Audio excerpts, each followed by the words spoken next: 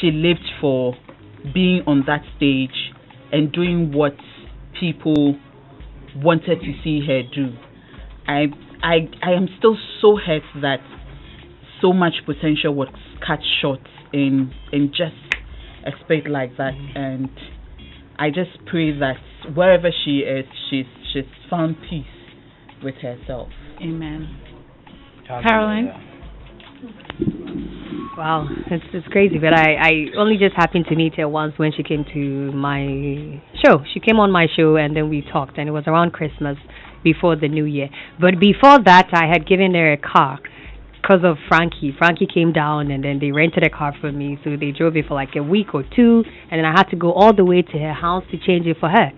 And so I went with my sister, and then she was excited just seeing Ebony. They took pictures and videos, and then we left. And then after a while, too, I had to go back and take the car. So it was funny. I had done my surgery. I was just trying to heal, and my sister sent a message to me. And then other people sent the videos, and she was like, "Okana." I said, "Oh no, I took mine weeks ago, so it's not mine." But I think later Gado came in. Is it Gado Cardo, the guy who was about to manage her?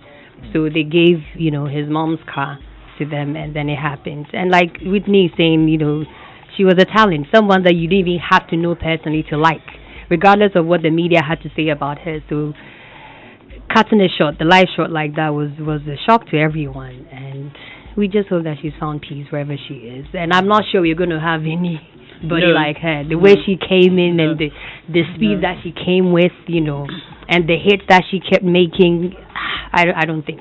Not anytime soon at all. We still miss her from time to time. Like, you just hear her music and you're like, wow, Ebony's really gone. There'll be no voice like that. Yeah. That again. It will never be. We know that Bullets tried, to put the template on other artists, but it will still not be like Ebony's. It will never be. Rasta. I have listened to my illustrious females who I admire so much. I actually feel like today is my Christmas day, seeing them in the same room with me. But unfortunately for us, we are celebrating one of the finest acts to happen to Africa from Ghana. And Ebony, well, she's dead, and listening to again these women speak, a word that is quite instructive on what we should learn from her passing is peace. They mentioned, both of them mentioned, that wherever she is, they hope that she has found peace. And it's not that cliched peace, because while she was alive, she was experiencing turmoil of emotions. Yes. Thank you for lending support, because I would have, Gone there. gone far. So, again, I'll borrow your words and re-echo the bit about she having experienced a turmoil of emotions. And so if they are saying that they wish and pray that she has found peace, it is from the depths of their sincerity and being appreciative of what she was going through until her untimely demise. But then again, we the 11 who enjoyed her and still enjoy her most, there are others in that bracket of being wanting to be free to be themselves, who are especially female acts, who are seem to be too all over the place, too much. I mean, everything we threw at Ebony, there are persons who are expressing themselves in the art form of music and are females, and we haven't learned from, especially the online abuse, the way we disrespect, especially the females who have and can step in her shoes, Ebony. I think that is my disappointment, because in anyhow we celebrate her passing, she wouldn't be any less dead. But we the living, what are we learning? Have we learned? Because the issues that confront young acts, emotionally, psychologically, nothing prepares you for when the spotlight is on you as a new act. You can no talk shop, no talk show, no nothing. It is how you learn on the job. But Ebony's case presents us a brilliant opportunity to be mindful, to mollycoddle if you want, especially the female new entrants, and then guide them. And even if they err, which is human, the way we come at them, the evidence suggests that we haven't learned, and that is my disappointment. So moving forward, if there's anything that, and I'm also excited that you guys serve on a very serious board, and for a very serious reason, championing some of the causes that hopefully would remedy some of these nonsenses. But then again, practically on the ground, is there anything we can do to reach out to the masses that listen? If today we are celebrating Ebony and we are wishing that she has found peace, institutionally, conceptually, even whether imagined or real, there are issues that confront the female act. What are we doing to learn and to move past that pettiness? What are we learning? Uncle Ken? Yes, Naa. You want me to talk about Ebony? Yes, I do. It breaks my heart every time I hear you talk about Ebony, though. I know. I loved that girl. I really, really did. You know, she was so naughty, but nice. Very, very nice with her naughtiness. And she came across as a free soul. Yeah. And even in her music, you could tell that that's exactly what she was. A very free soul. The way she would smile during an interview when you asked her a very critical question that had to do with, say, what people seem to think about her dressing on stage or that kind of thing. She would answer the question with a smile. She would never frown. And then you would realize that the girl was speaking from within. And the music, wow. I teared up when I woke up at dawn on that fateful day. Picked up my phone. First thing I do when I wake up at dawn, I pick up my phone, see what's up. And you don't pray? Oh. Okay. I pick up my phone and then I go on to Facebook and everybody's talking about this accident. I said, what? I couldn't believe it now. I said, no. And I shouted the no. Because I said, how could this happen? This girl that had everything going for her. And I was devastated. I was really... So early in the morning when my boys woke up, I rushed downstairs and I said to one of them, I said, Obi, have you heard Ebony is dead? And he hadn't, because he had just woken up from bed, you know. And he said, oh, Daddy, no, it can't be true. I said, yes. She's had an accident. Wow.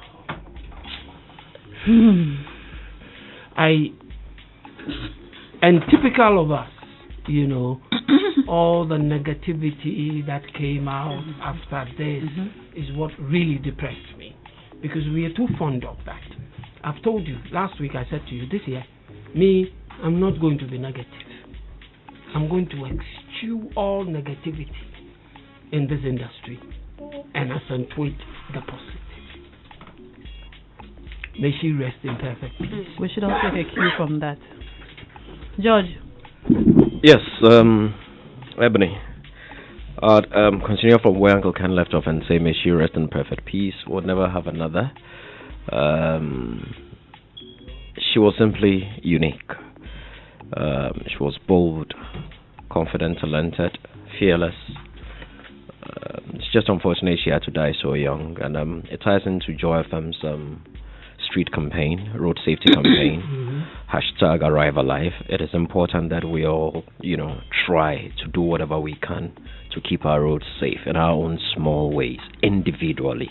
I'm sure if individually we all take control of what's happening on our roads, if we all decide to do something about it, we can mitigate some of these things, and Ebony probably would have been alive today. If you're driving late and you're tired, park, rest, sleep.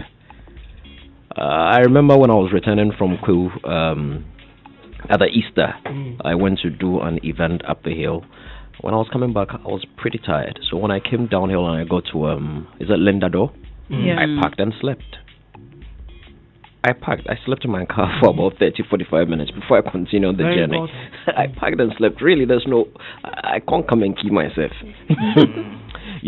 And especially to our commercial drivers, a lot of them are in a hurry. I want to go come quickly, and then you end up, messing things up for a lot of people. But you see, we can do all these, but then again, government also has a key role to play. When street lights are out, let us endeavor to fix those street lights. Yeah. You understand? Somebody will say, "Oh, but you can check your car lights." Look, you can fix your car light today, and you set off, and by 10 p.m. in the middle of your journey, it would go off. Electrical. Anything could happen. George, when the street lights are not on, people tend to turn on their highlights, and it blinds the oncoming traffic. So let us do our words. Let's try to seal the potholes, fill them up.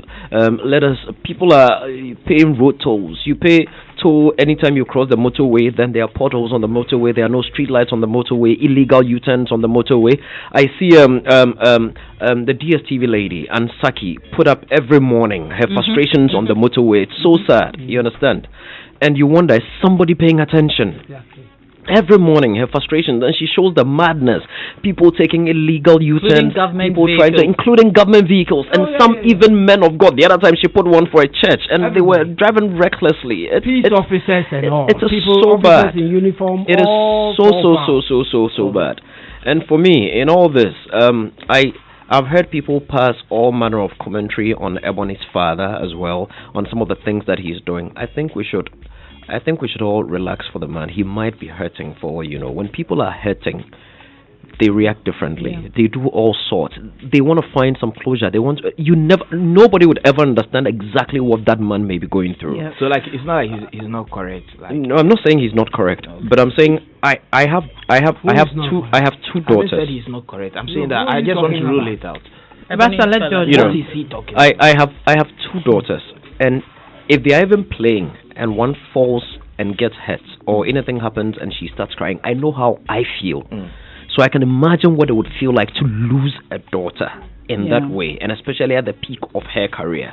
Whatever we do, people sit back and laugh at the man, and what's he talking, what's he doing? For all you know, he might just be hurting That just badly. might be his way of grieving. That just might be his way of grieving. You don't know what regrets you don't know what regrets he may be living with. So let's try, let's try to sympathize with the man a little bit rather than, critique him all the time and call him all sorts and, and all that. It is not easy. You know what you just said? Yeah. I've just come from the Rich Hospital, emergency ward. Yeah. A good friend of mine was hit by a taxi. Oh dear. Sorry. Is he okay? Yeah, he's fine. He's dislocated his shoulder. Oh dear. So he's at, and this thing happened at 6 o'clock A.M. this morning. I got called around 10. Sorry, Uncle Ken.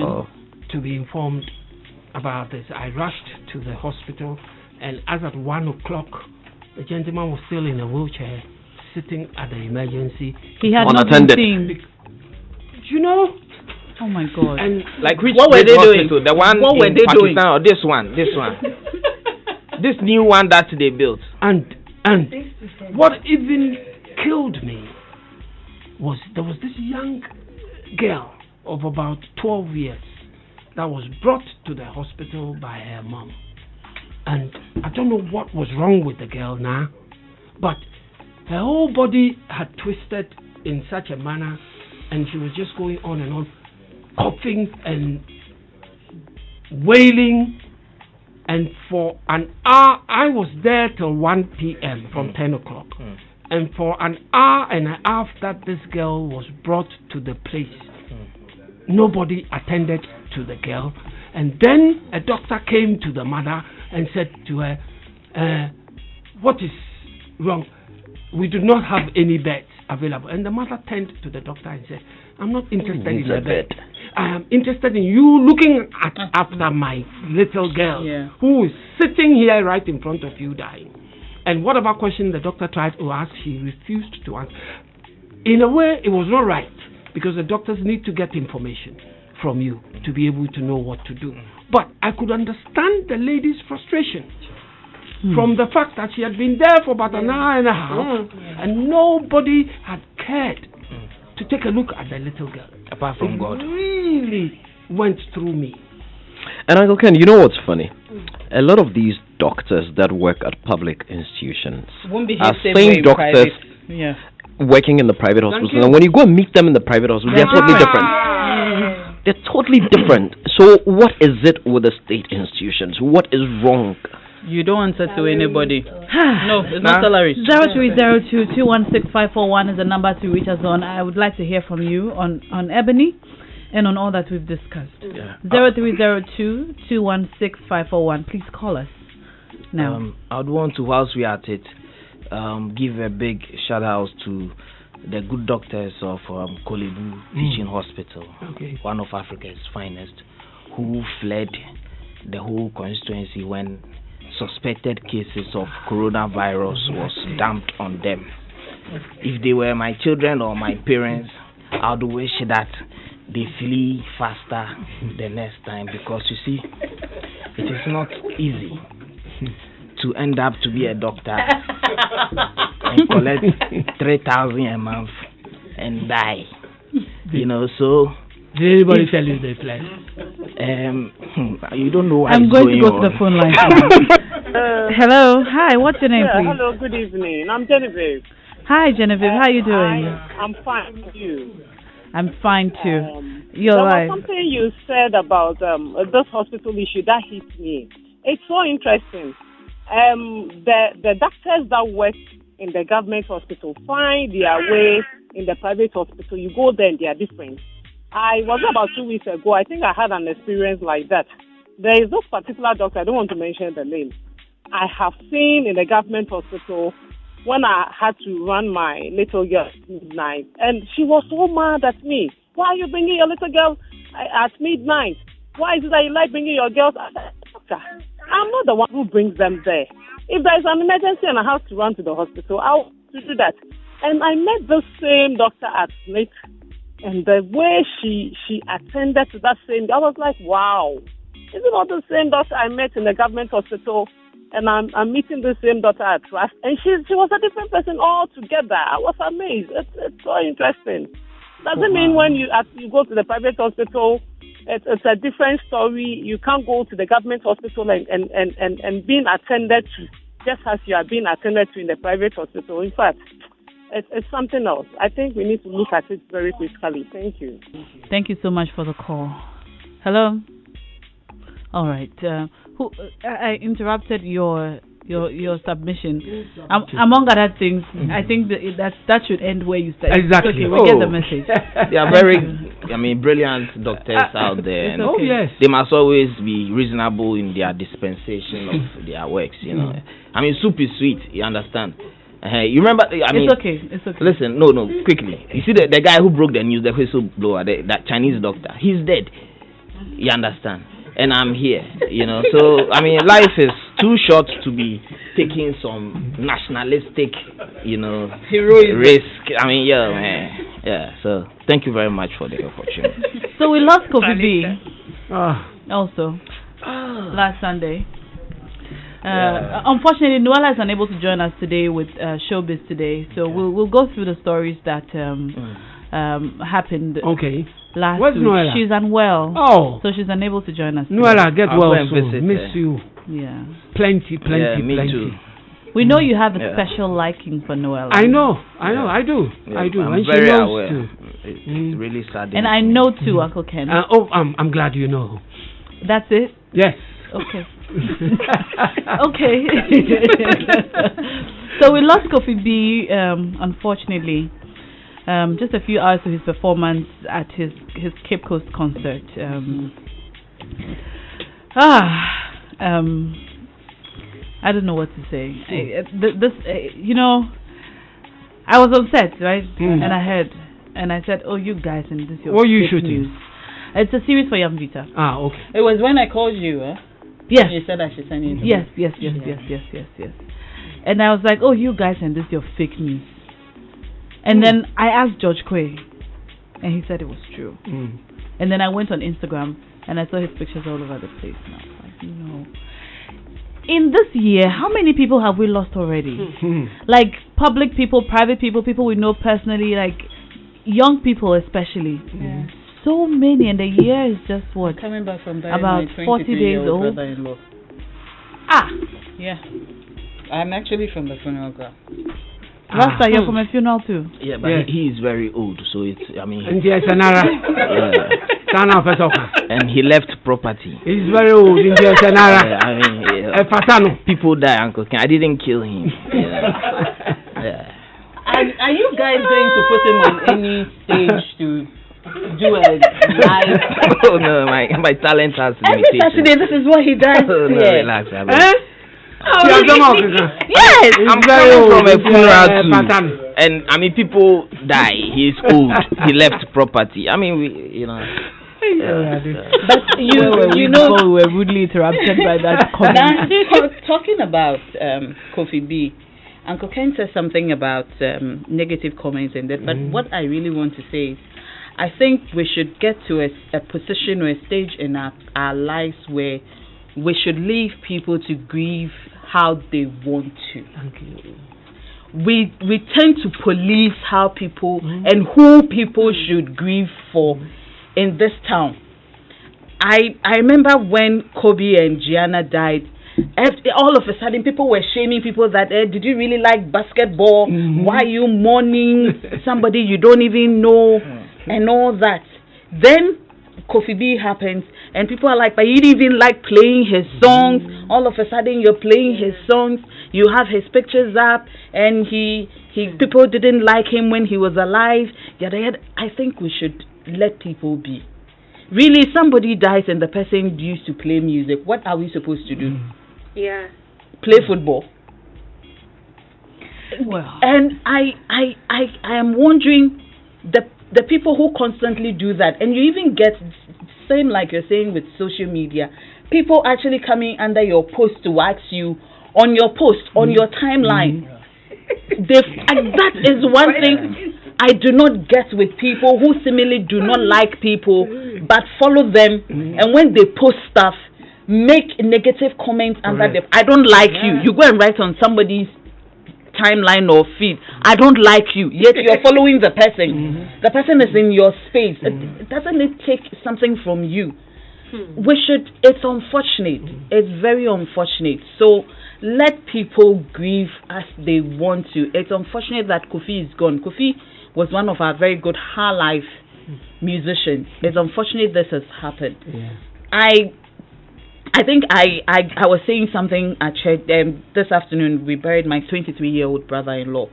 He was found dead in his uni apartment after he complained of a cold. Not here, outside. So the body was flown, and not a hospital here. And I was just asking myself. He was supposed to finish. He was supposed to finish his masters in September. The church he goes to, it was Bishop Ajunasari who came to preach for him. That's how much the boy was into all that, and that's a life that's cut short. And then you ask yourself, so all this hatred and things that we do to ourselves, life is so fleeting. It is so fleeting, but when it happens, let people mourn and grieve the way they want to. Well said. And you just made a point about the way people react to comments on people's social media timelines. Yeah. The saddest thing about such issues is immediately that negative person comes in to post on your timeline, it deviates from the thrust of what you wanted to talk about. Yeah. Because everybody that follows is now going to start either condemning him or supporting him for that comment that he made. And it's so sad because you could come up with something really positive that people need to think about and discuss. And then somebody from nowhere on this side deviates from the topic, insults you, and takes away from the thrust of your thing. And that is why I shy away from it. From social media? Yeah. But you are there. I'm not there. He hasn't posted on But Facebook. that's the thing. Never You know, there are before. people on social media who are not physically there. Yeah. But they But they know hoover. everything that happens there. Where's Sadiq? They hoover around. Sadiq classifies me as a member of the social media police. You police post. I police on social media, and I come. I see all witness posts. Uncle Ken, do you see my post? Oh, plenty. Uncle Ken, so you follow me? Kwame. When Kwame has his sabbatical leave, I No, but know. seriously, Uncle Ken, Are you not? Uncle Ken, what's your Snapchat name? I don't have one. Over Instagram. I'm not there. So you're only on Facebook? I'm only on Facebook. Okay. Yes. All right. And I was put there without my knowledge. Consent. No, I was put there without my knowledge. It was Okay. after people started Sending requests. sending requests and things that I was informed. Who did And it, it was- Yoni? Yeah, and it was too late. Mm. They said I needed to be there. Okay. But I'm glad because there's some people I learned from. Whitney, you, Sadiq. Kwame, Sadiq. You know, these guys are so witty and they make me laugh. I mean, they keep me occupied. You know, there are those who teach me I was going things. to say Nana texting as one. Yeah, oh, you can say that again. Nana, Nia Itego, and his no vex matters.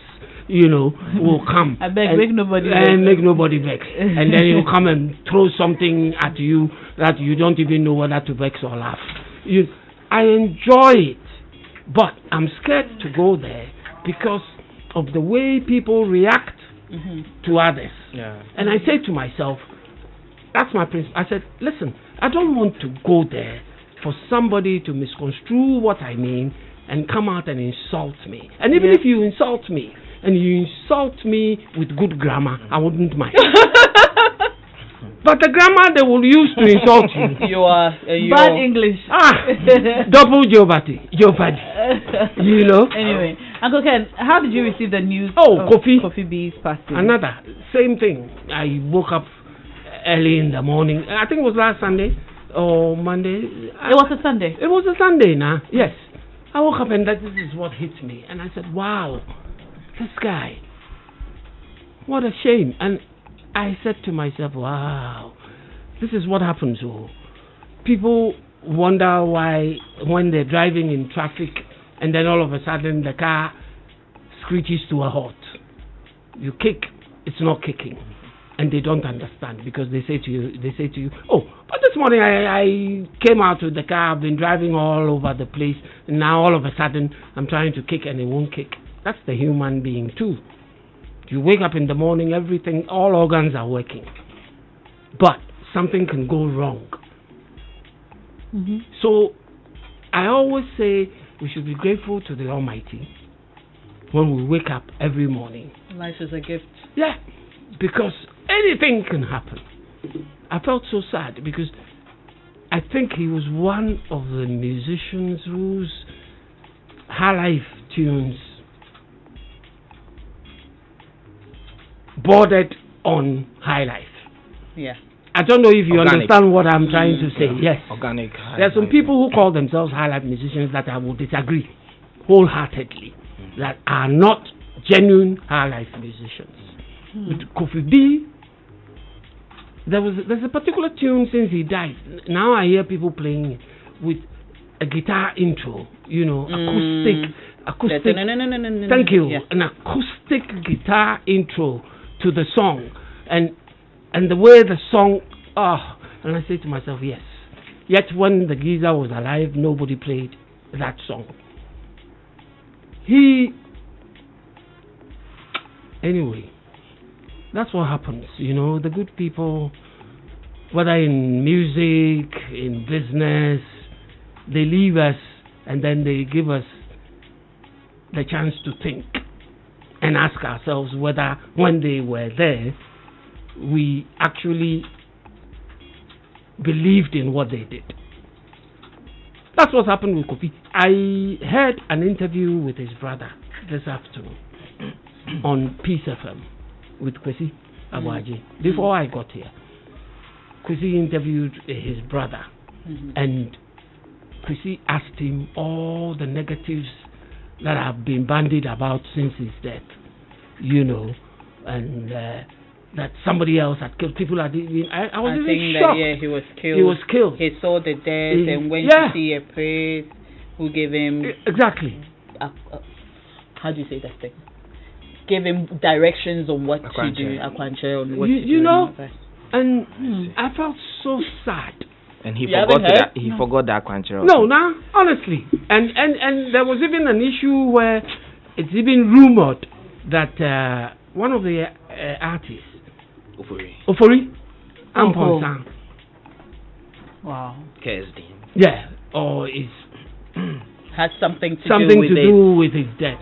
And the brother debunked all these and just said that, well, I was happy the way the brother debunked all the negatives and said that they leave everything to the good Lord, because that's all you can do. The human being has appeared at a concert, performed. Or did he perform? Or he never got to perform. Yeah, he was to have performed. Yes. And never got to perform and now people say he's a drunkard, he's a smoker, he does this, he does that. What don't people do on this earth? I know people who've been drinking and smoking from eternity and they are still alive and kicking. And who are you referring to? I know people. Okay. You wouldn't know the person. Did you want me to? I thought there was someone in this room. The way he was looking at me. Was I looking at you? Drink and smoke? No. You don't drink? No, I don't. How did you receive the news of Kofi?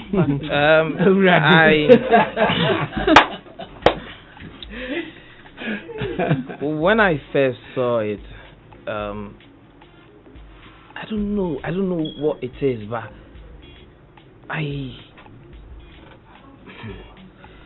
it felt like, okay, here we go again. I don't know why that is. Me too. But I wasn't really knocked out like I should have, considering the relationship I had with him, and just moments after the news had gotten to me, I was in a situation where I was taking another high life musician to the hospital. So, and he hadn't heard the news. So when he came, and then I mentioned to him, and he was dumbfounded, and then I was like, you know what, hold on, he has taken the lead, but you are maybe in transit, you understand, maybe. So don't come and misbehave here. Let's get you to the hospital and then see what God has in store for us. You see, one of the funniest about what? Chance, you actually told the person. But when you are very sick and you are going to the hospital, in transit. One of two things. Either you come back home and thank your God, or you'll be there for a long time and continue to the hereafter. This is not rocket science. Naa Ashorkor, how do you deal with this every Saturday? I breathe. So deep breaths. Yes. You see, one of the funniest musicians that you can put in the same bracket as Ituaboba is Bullet. Who is Ituaboba? Kofi. No. Ebon is Bullet. Rough Town. Oh, Bullet is known as Ituaboba. Yeah. Oh. I mean, from back in the day. Oh, yeah, Bullet. No, that was last 2 days. That was his name. Yeah. Now, last 2 days. No, the last two, like Uncle Ken. I know you are not very young, but when we were in the streets and doing hip hop, like we were in the studios, that was his name. That was his Monica. But you said last 2 days. But days. Listeners are not like you. When some of them. So when you say last 2 days, the listeners know. The last 2 days, the last two. It's a record label, like Hammer of the last two. So Uncle Ken, please. Say Hammer of the last two. At least I know Hammer of it's the last two. Okay. But I don't know last 2 days. Thank you.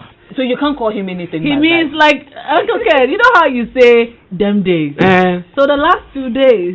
Yeah. Is a them days version of Hammer of the last two. Okay. That's what we call him. Like we that It's Brobo. no, Itwaboba. Yes. And then he anglicized it to Bullet. Okay. Yes. So that makes it worse. he's one of the funniest people, like off the hook, like funny guy. Okay. Yeah. So the only person you could pit alongside him in the same bracket is Kofi B. Really? He was funny? He was like, if this like you can't tell you know what, like those his is like within a split second he could give you like a full novel of Tuli Masters. Kofi B. You know, and there was this real life story incident that happened to him, and he was telling Obrafo and I a couple of years ago. He had gone to Kumasi. He was driving a DV vehicle, unlicensed, and at that time it was at the height of Kumasi suffering some robberies and a lot of crime in the streets and whatnot. I think the police commander at that time, I'm not sure I can mention his name, had bad DV plates and then motorcycles, so, and then Kofi B happens to be in Kumasi driving his DV Superstar, and then he was stopped by the police, 2 policemen on a motorbike.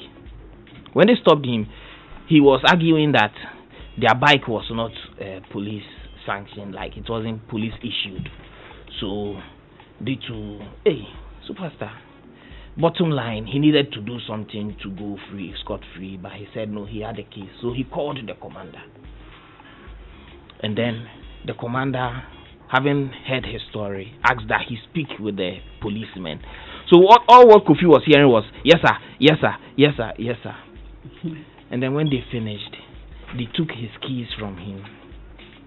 And then, not knowing, the commander asked the policeman to call for the tow truck to come and tow the car and send it to the regional headquarters and process him for court. So him that was calling commander, who is his friend, to come and intervene because he knows a big man. Now he's going to court. He's going to court on Monday morning. And the stories that he told us, I mean, if Obrafo were here, he would listen. For me, I wish I could celebrate him, but his life has been cut too short. The depth, you see the music that you listen. If you are with him, if you are in the studio with Kofi B, it's not just about the music, but the ideas he throws around, the way he wished that he could produce that kind of music and get that appreciation, because he wasn't going to do it any other way than the right way. This is the guy that I heard the news on Monday, not on Sunday. I mean, when you live at where I live, and you hear things delayed. So again, I am yet to, maybe it will hit me much later that indeed we've lost one of the most authentic high life musicians of our time. Or maybe it is because I am still in my Dasibre Jamna loss and having so it's like, okay, if you people want to take the lead or something, fare thee well, but we have lost, like, these were the persons who were going to step in the shoes of the Konimos on a different level, because they were going to forever hold high that flag of authentic Ghanaian music. And even before he grew old to that height, his life has been, or his candles have been snuffed out, and he's no more. May his soul rest in peace. Amen. And Kofi Nti, who was by his side until his last breath, narrated what happened in an interview with Andy Dosty on Daybreak Hits. Let's listen to it. Brown bread, or my to be a bread.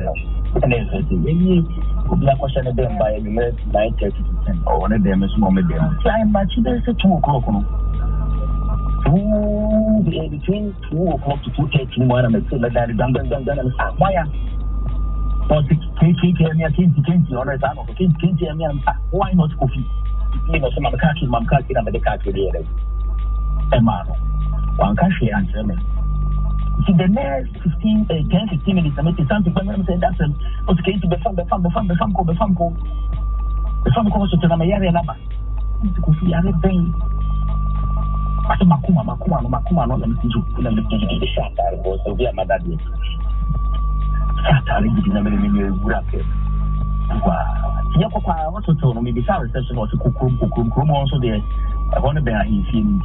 You do kona fe me wona me hu lucky say boy be gina kwan say chairman. I just saying what when me say hospital no say do ni and I'm say batch director. What's the prayer ba ko ka be kina me say central no. I work back of it, but the coffee to a tina me from. The main enemy try and I hope a print to get in the crown soon to me. You're going to me so much medium in my home. Yanko. Now, I say rough road in Chile. May I now so I get me road there, rough to the minimum or what chapter hospital.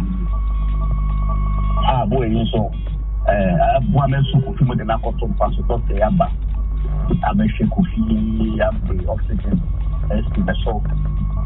That's I was cooking more bright. Yes, and cooking and the new book into new of whom we have a threat. I need the son, I don't have a sound fire, funny, you know, the warning. The other plan for 1 to me, never to the answer, not the Empanam Rabble, so bed 2. Oh, my phone and the 2 table, so my issue so the book of the oxygen including on Chiana and cook. And I'm not going to meet you. So I had so frustrated, the frustration coming out of the boy. The Cobar is after was starting off. Of this station, I'm with 3 hours, 4 p.m. to a visit. We did that, I would be fairly told me on the control as well. Exactly 3:44. And that was Kofi T. He was with Kofi B until his last breath, and he narrates on the Dusty how they were home, and then he said that he had a heart situation, and then they took him to the hospital. The doctors tried to save his life, but unfortunately, he passed. The critical part was from the narration. Was that he was saying he said he told him Meyari no Abba, meaning that he had a heart condition, and he Kofi knew about it. Yeah. Wow. Anyway, the 1 week celebration of his passing has been announced by his family. It would be held on the 16th of February, and I'm sure the venue would be announced in due course. All right, let's listen to Mobrowa by Kofi B.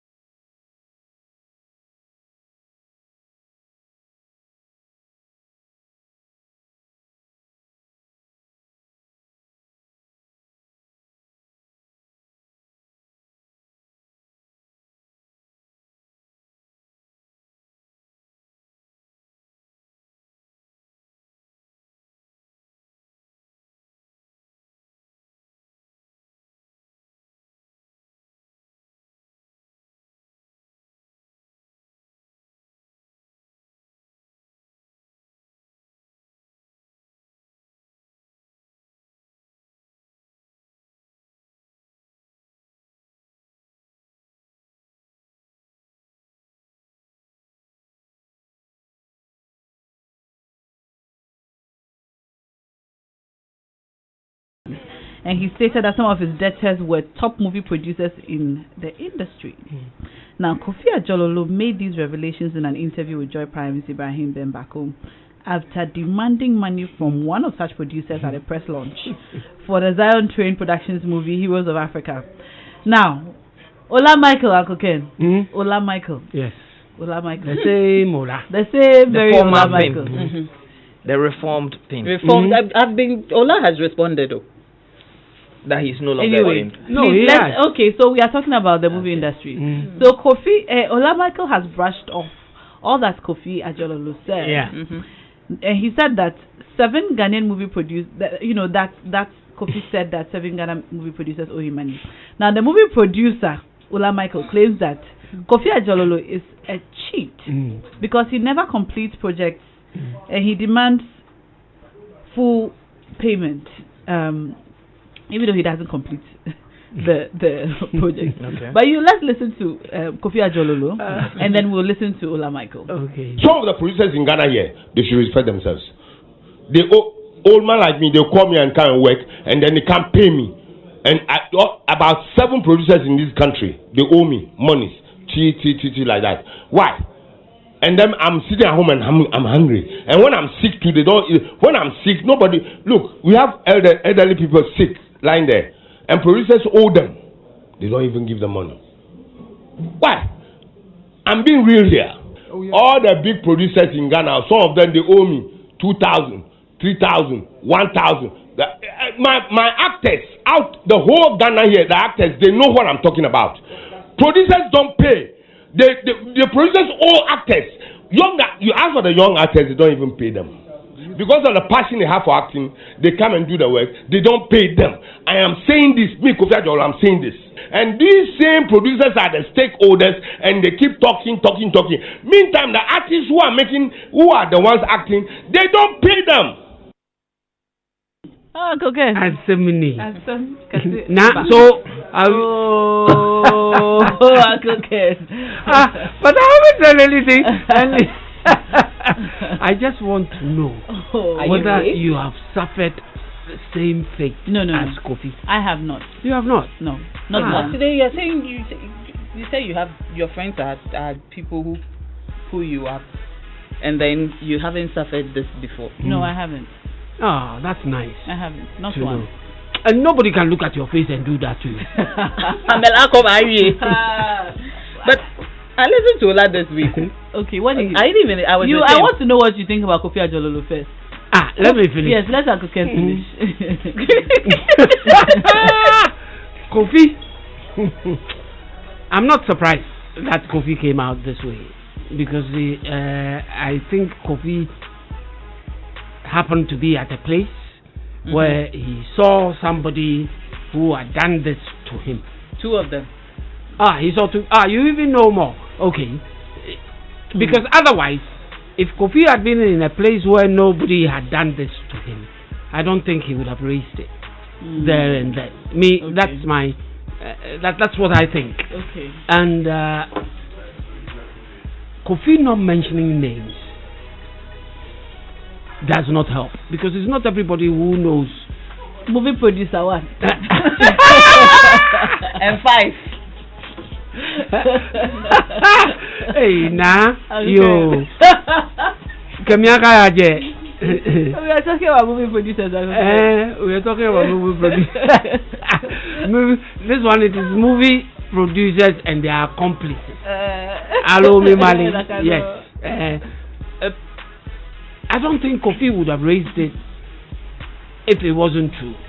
Yeah. And the way Ola Michael responded means that either he himself or somebody connected with the actual production that Kofi was referring to at the place was present at the particular function. Because I hear it was at a function.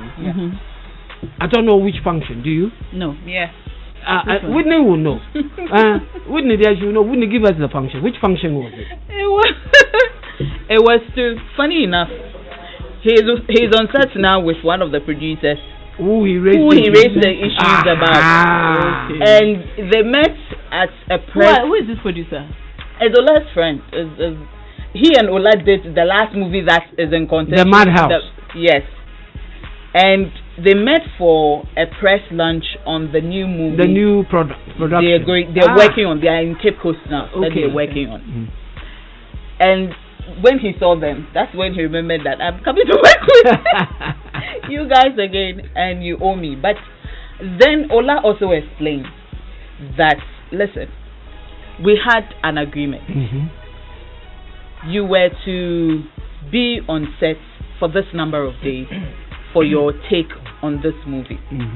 But what they do, which Ola was explaining, was that... Let's listen to Ola himself, and then you give us your bit.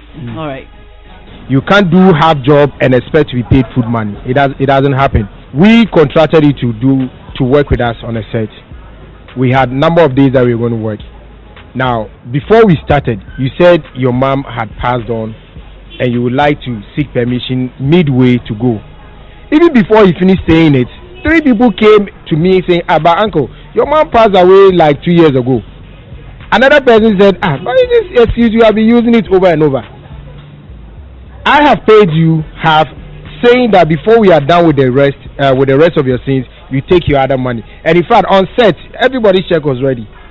And then you leave the set, go for a certain funeral that we didn't even know was true or not, and then call me 4 days after we have done with the production that you are now coming for the rest of your scenes. Who does that? I had to go for somebody to replace you and change the script because of you. Change the whole script so that it doesn't look like an actor left in the middle of the shoot. That is why people were watching, they don't even see whether he left or not. But that's the truth, he left. So you come back and tell me that I owe you. I don't owe you. I even paid more than I was going to pay you.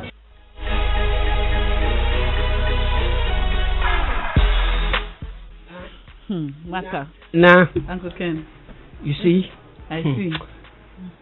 I heard Kofi Adjololo this afternoon on Peace FM in an interview with Kwesi Abuaji before I got here. And Kofi explained that his father, whose father? He Kofi, his father, had children with about 4 different women. Okay. And I can understand that because my father, me sitting here, my father had kids with over 6 women. How many women do you have kids with? Me? Yes. Nah. Uncle Ken. You don't have to answer. It's okay. It's fine. He's a one-man. But Uncle Ken, you're talking about other people. No. I'm telling you what Kofi said. Uncle Ken is principled like that. But what's wrong with other women? Kofi, read his memoir. I have children with 2 women. Okay. If Thank you want to know. I'm happy to know. Nah, this one. Please, is this program about that so that some of us will just Mami kama sem. Ana usro. You. Jama where do you say that your neighbor's house is on fire? It looks sharp. How many do you have? Please, it's Kofi Adjololo. Let's continue. Kofi said that his father had kids with about 4 women. And they look at all the siblings from their father wives as their mother. Yes. And because I did same with my father. Yes. All my half brothers and sisters, mothers are mothers to me. Yes. Because of the way they were to me. Yeah. So Kofi explained that this is what happened. He had a funeral to attend for one of his stepmothers. And so he explained to the producers that I have to be away over this weekend. But please try and do the scene that I would miss today so I can go. If you can't do it today, I will be back on Monday. So you do it on Monday. And they agreed. I don't know. Unfortunately, the conversation didn't end before I got here. Kofi was still on air before I got to this studio for our show. He was on Peace FM as I was listening. So, but Kofi's point was that he is very hurt at what Ola put out because he's not like that. And then I ask myself, so if Kofi was like that, will the same producer go back for him to put him on the current what Whitney was talking about, the current production. Why would he? Why would he? If somebody gives you hassle on your production, you see. So you need to listen to both sides of the stories before you. But and other people have come in and said, yes, this happens. Others have said, well, they know there's some brilliant. Kofi is notorious for that kind of attitude. Or no, what I'm do you mean saying by this happening? They don't pay them. They don't pay them. That producers don't pay them. Okay. And the producers have also come to say some of the actors and actresses also don't treat them well or don't honor their obligations. He says, she say. Yeah, he says, she says. Thank you. Now, my issue is, why would Kofi have to come out if Kofi had an agent, so to speak, who all his commitments go through? Unfortunately, that's in an ideal world. That's what happens. In an ideal world, you go through your agent, because Kofi also said that if you go through, if you ask for contracts from producers, they might not come back to work with you. I heard him say that, so I can just understand that there are issues. And because we Uncle Ken, you're right in a sense that on Thursday. Let Uncle Ken finish. No, let her come. It helps. Because he asked about this contract. Kwesi? Yes. Yeah. He asked about this contract issue, that this money thing that's going back and forth. Did you guys sign any contract to it? Then he said yes. Then he said, can I see the contract on Saturday? Yeah. Saturday to be on the show. Then he said, but verbal contracts too. So who said yes? Ola. I listened to that. But verbal contracts too are enforceable. Yes. It's true, verbal contracts are enforceable, but saying for the that sake for you of see, documentation. Nah, we do not live in an ideal world. It's better to have in Ghana when it comes to these things. The thing that pained me was when Kofi said that there are producers that when you ask for a contract from them, will not come back to you to get you work. Well, it's not hard if you have a verbal contract. All you need are 2 witnesses. Well. But Uncle Ken, I think this matter, the best person to let us know is Naa Ashorkor. She's one of the country's finest actresses. It's never happened to you before. Yes, he says it's never happened. So does it mean could Kofi be telling a lie? No, that's not the point. She didn't give birth to Kofi. I'm asking. I don't think that we would know, just by sitting here and talking about this. But it's constructive to note what other actors have said about this since Kofi came out. And a lot of the actors have said it's true. And, I don't think all of them are lying. In all honesty, one of the reasons I stopped acting because I felt it wasn't paying enough. Not that I wasn't paid. I was paid for my role in Taxi Driver. But the amount of money. I played in a few movies. I did, was it 2 movies? Were you paid enough as a It was not enough. As a budget, I don't know. I was a child. And you enjoyed it. Yes. I was a child. My parents were still giving me money at the time. Exactly. So it wasn't much. Were you a child? Yes, I was a child at the time. Oh, you were an adolescent. Okay, I was somewhere there. But you still look the same. Yeah. That's why I'm asking whether he was a child. My father looked the same since I was born. But did you have contracts? Yes, Village Communications. Yes, Richard Premper insisted on contracts, so everybody had a contract. But what's your take on this issue with Kofi Ajololo? You see, I don't think Kofi Ajololo would tell a lie. Yes. Personally, I don't think. And when you look at the passion, the rage, and the upset with which he spoke, you can see he was coming from a place of severe frustration. Maybe he was performing. No, he was not performing. Okay. No, but Ola alludes to the fact that he didn't pay him all the money. Yes. And he gave reasons. He gave reasons. But he was not talking about just that. Yes. You understand? He was speaking. It was a general. And he said a lot of people owe him. And you see, I can understand the man's frustration, especially when this is all you do. And that was why I started reading what Elikem wrote, and I got him in a way. I sort of thought he was agreeing with what Kofi Ajololo was saying, and kind of saying that. Yes, that is the problem. That is why I advise you find another job to A day add job. to it. We'll A listen day to job. Elikem in a moment. You know, yeah. So let's talk about Yes. Kofi and Ola. Ola and Kofi. now. Yeah, And I then mean, we'll come to Elikem. so looking at the video, the man was clearly speaking from a place of frustration, and it's sad. But also, you see, these things, and it's all relationship. It's all relationship, and it's management. Look, I'm sitting here. I owe people.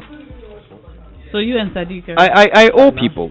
You understand? It is not easy. Well, that's how you owe people too. My former boss Yabuachi at Village Communications will tell you that in life you have to owe people.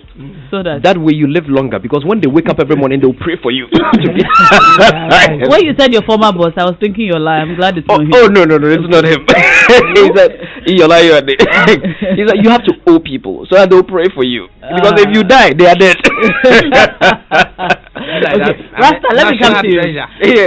On this matter, what are your thoughts on it? I'm sorry for interrupting your brunch. Yes, I mean it's free, so it's cool. It makes up for it. Yes, I think that I'm not sorry at all for Uncle Kofi Ajololo. Why? Papa Lolo, as we call him. Neither am I sorry at all for the producers. I think that there's a reason, there's a science behind where they both are at. Okay. In that, you see, the Actors Guild itself, if you want to start it from that point, which should be the mother welfare body or union or whatever that represents the interest of and then protects the welfare of actors and actresses, is as non-existent as the word itself. Okay. Now, so if at the top, you guys are all over the place, and we can reach you, you've been divided. So the end result is to be rude. Now, to who? The actors and actresses. What are you talking about? Now takes care of herself. Okay, the way she positions herself or the way she comes across. Is she a member?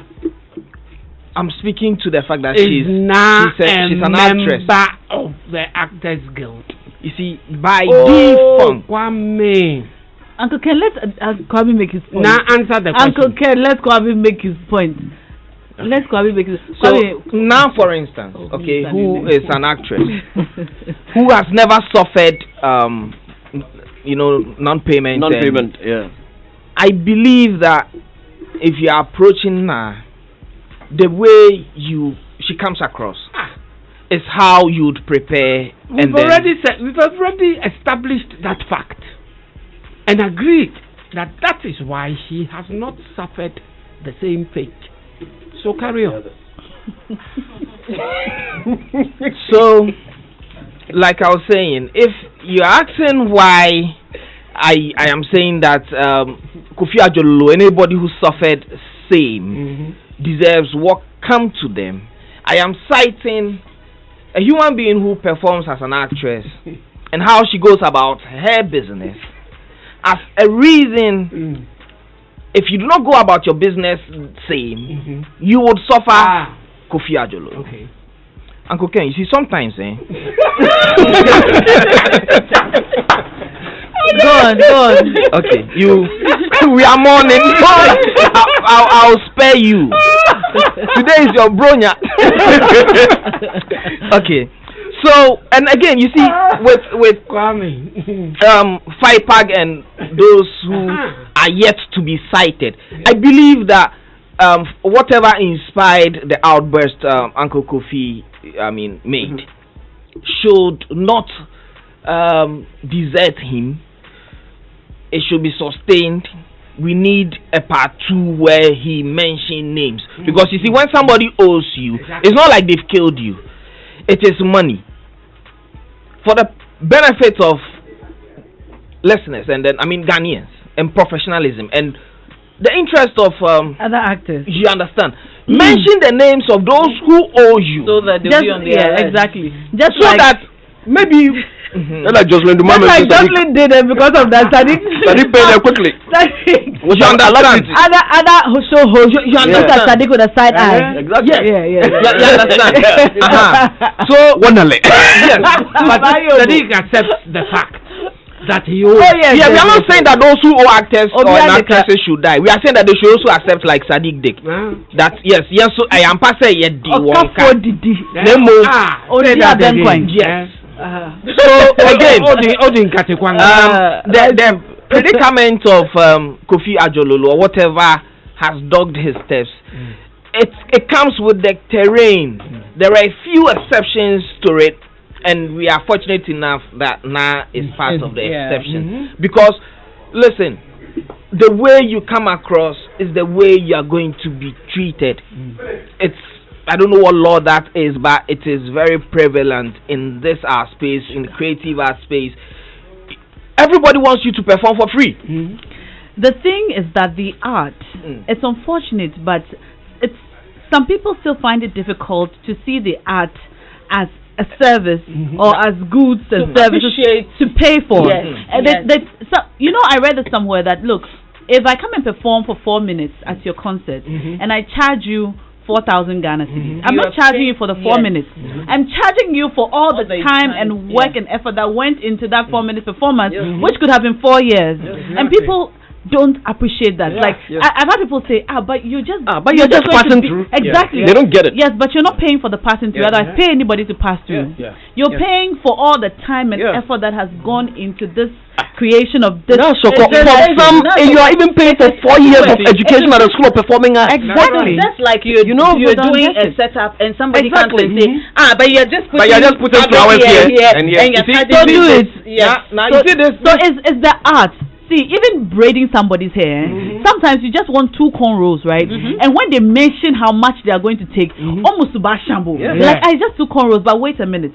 Do you know the school this person had to go to learn how to do this and do it the way they do it? Because the art is hard to quantify. Because people see it as a natural flow, it just comes to you, but you can just do it and finish it. But no.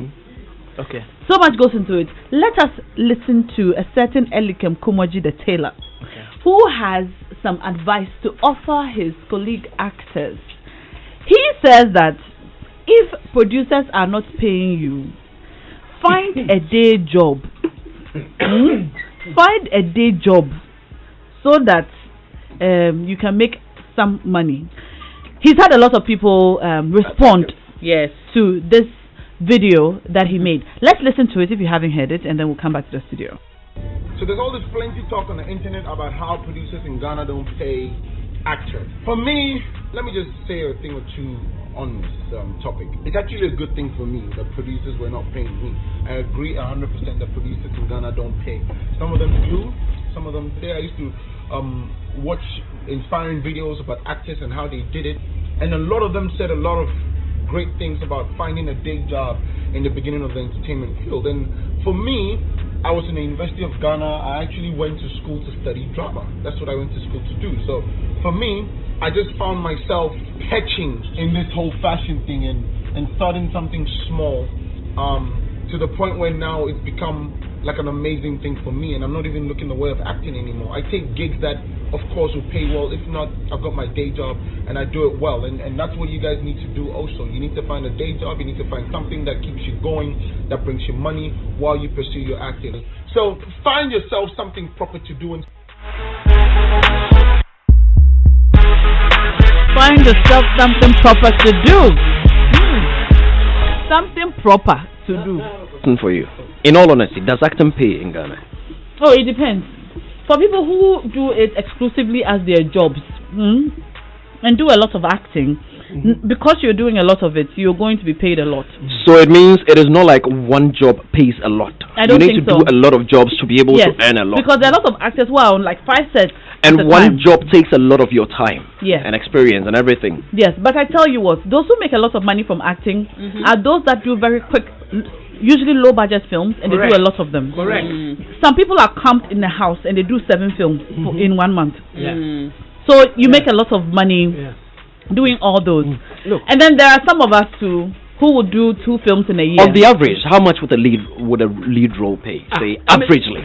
So if you go with the very common, I beg your pardon. I'd like to come again. If you go with the very popular, with the production houses that produce very quick, low budget films, they would pay about 6,000 to 8,000 cedis for a lead, and they are doing a lot of films. 6 to 8.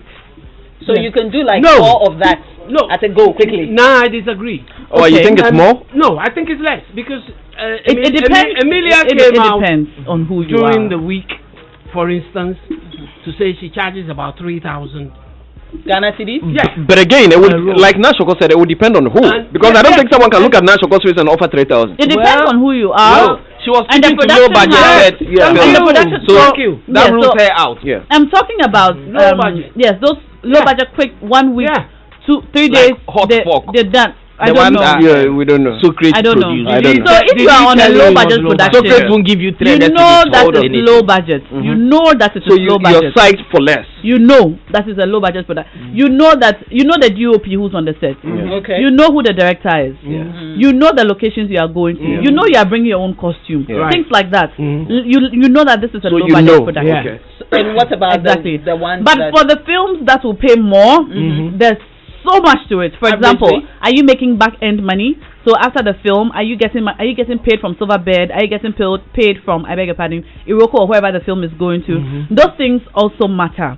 So how many producers will get you sign such contracts? There are producers who do that. Exactly. I'm saying how many of them? Okay, so you mean you can do averagely how much is that? That's what I'm saying. It depends on how many other back-end contracts you are signing. And it depends on who's signing for you. So if you're working with such production houses, you don't go and do your own negotiations. You come with a good IP lawyer to do that for you. So you can hire, say, an image bureau to do that for you. Exactly. Okay. So you hire an image bureau. Do our people know image bureau, IP lawyer? Do our people know that? Those who do those films know. Because even the production company, when they contact you, they will ask you these questions. Okay. So they don't just call you and negotiate with you about WhatsApp. You get it. So they would ask you, would you like to represent yourself or somebody represents you? Stuff like that. So it really depends. The high end, that's not how it works. And no matter who you are, if they are working with you, they accord you that respect. They don't say that, oh, this person is I don't know, whatever, low end. I don't want to mention names, but if they are working with and give me a big actor. Big actor. George Quay. George Trouble. George Quay. If they're working with an John Dumelo, they would accord him the same respect they would accord someone who works with extremely low end mass production films, and they still give you the opportunity to bring a rep. Right. So it's all in a good negotiation. They always say you don't get what you deserve, you get what you negotiate for. Exactly. So that's what it is. Exactly. Let us listen to Elikem Kumoji. Let us listen to what Rasta has to say about Elikem Kumoji. Thank you, Rasta. Before I get to what's his name? Elikem. I would want to look at the Ajololo situation. Papa Lolo. I think that one bit that we are maybe overlooking is trying to equate. I mean, of course, he himself says that trying to equate or make an excuse for his age and the kind of money that he should get. He says that at my age, that kind of thing. It is good that you are old and you are grown. But you see, if you are not worth, I haven't done anything. I'm only speaking. The way you're looking at me, like So yes, he's very. Proceed cautiously. Okay. Thank you very much. So yes, he's quite old, but it doesn't amount to the quantum of investment a producer like Ola Michael will invest in you. Why? Because you are old, they should give you all the money to you. No, that's not the issue. Ola himself admitted that Kofi was an excellent actor. Of course. He said that's why, in fact, he's working with Hold on. It's not like he performed a soliloquy or a monologue. It's not about his age. It is a cast. Who amongst the cast is not excellent? Did he bring substandard and one excellent? But Ola says, yes, Kofi. his acting is panan. I'm not tuning on it. Let me tell you, Rasta. Okay. I met Kofi Ajololo only What are one you time talking on about? one set. The recently ended Aloe Vera. Yes. It was a very first it has time. to do- Yes. yes, no. It was the very first time I had acted in the same film as him. Oh, and okay. I tell you, The man knows it. I tell you, He knows his onions. his craft. Okay. And there is none like Maybe you guys him. should pipe down. I'm not impugning on What are you his talking about? abilities. So All I am saying is so let me just he could tell have you made the point strictly on the merits of his talent. So let me tell And you then- that. Let me tell you that wine is more expensive depending on how old Exactly. it is.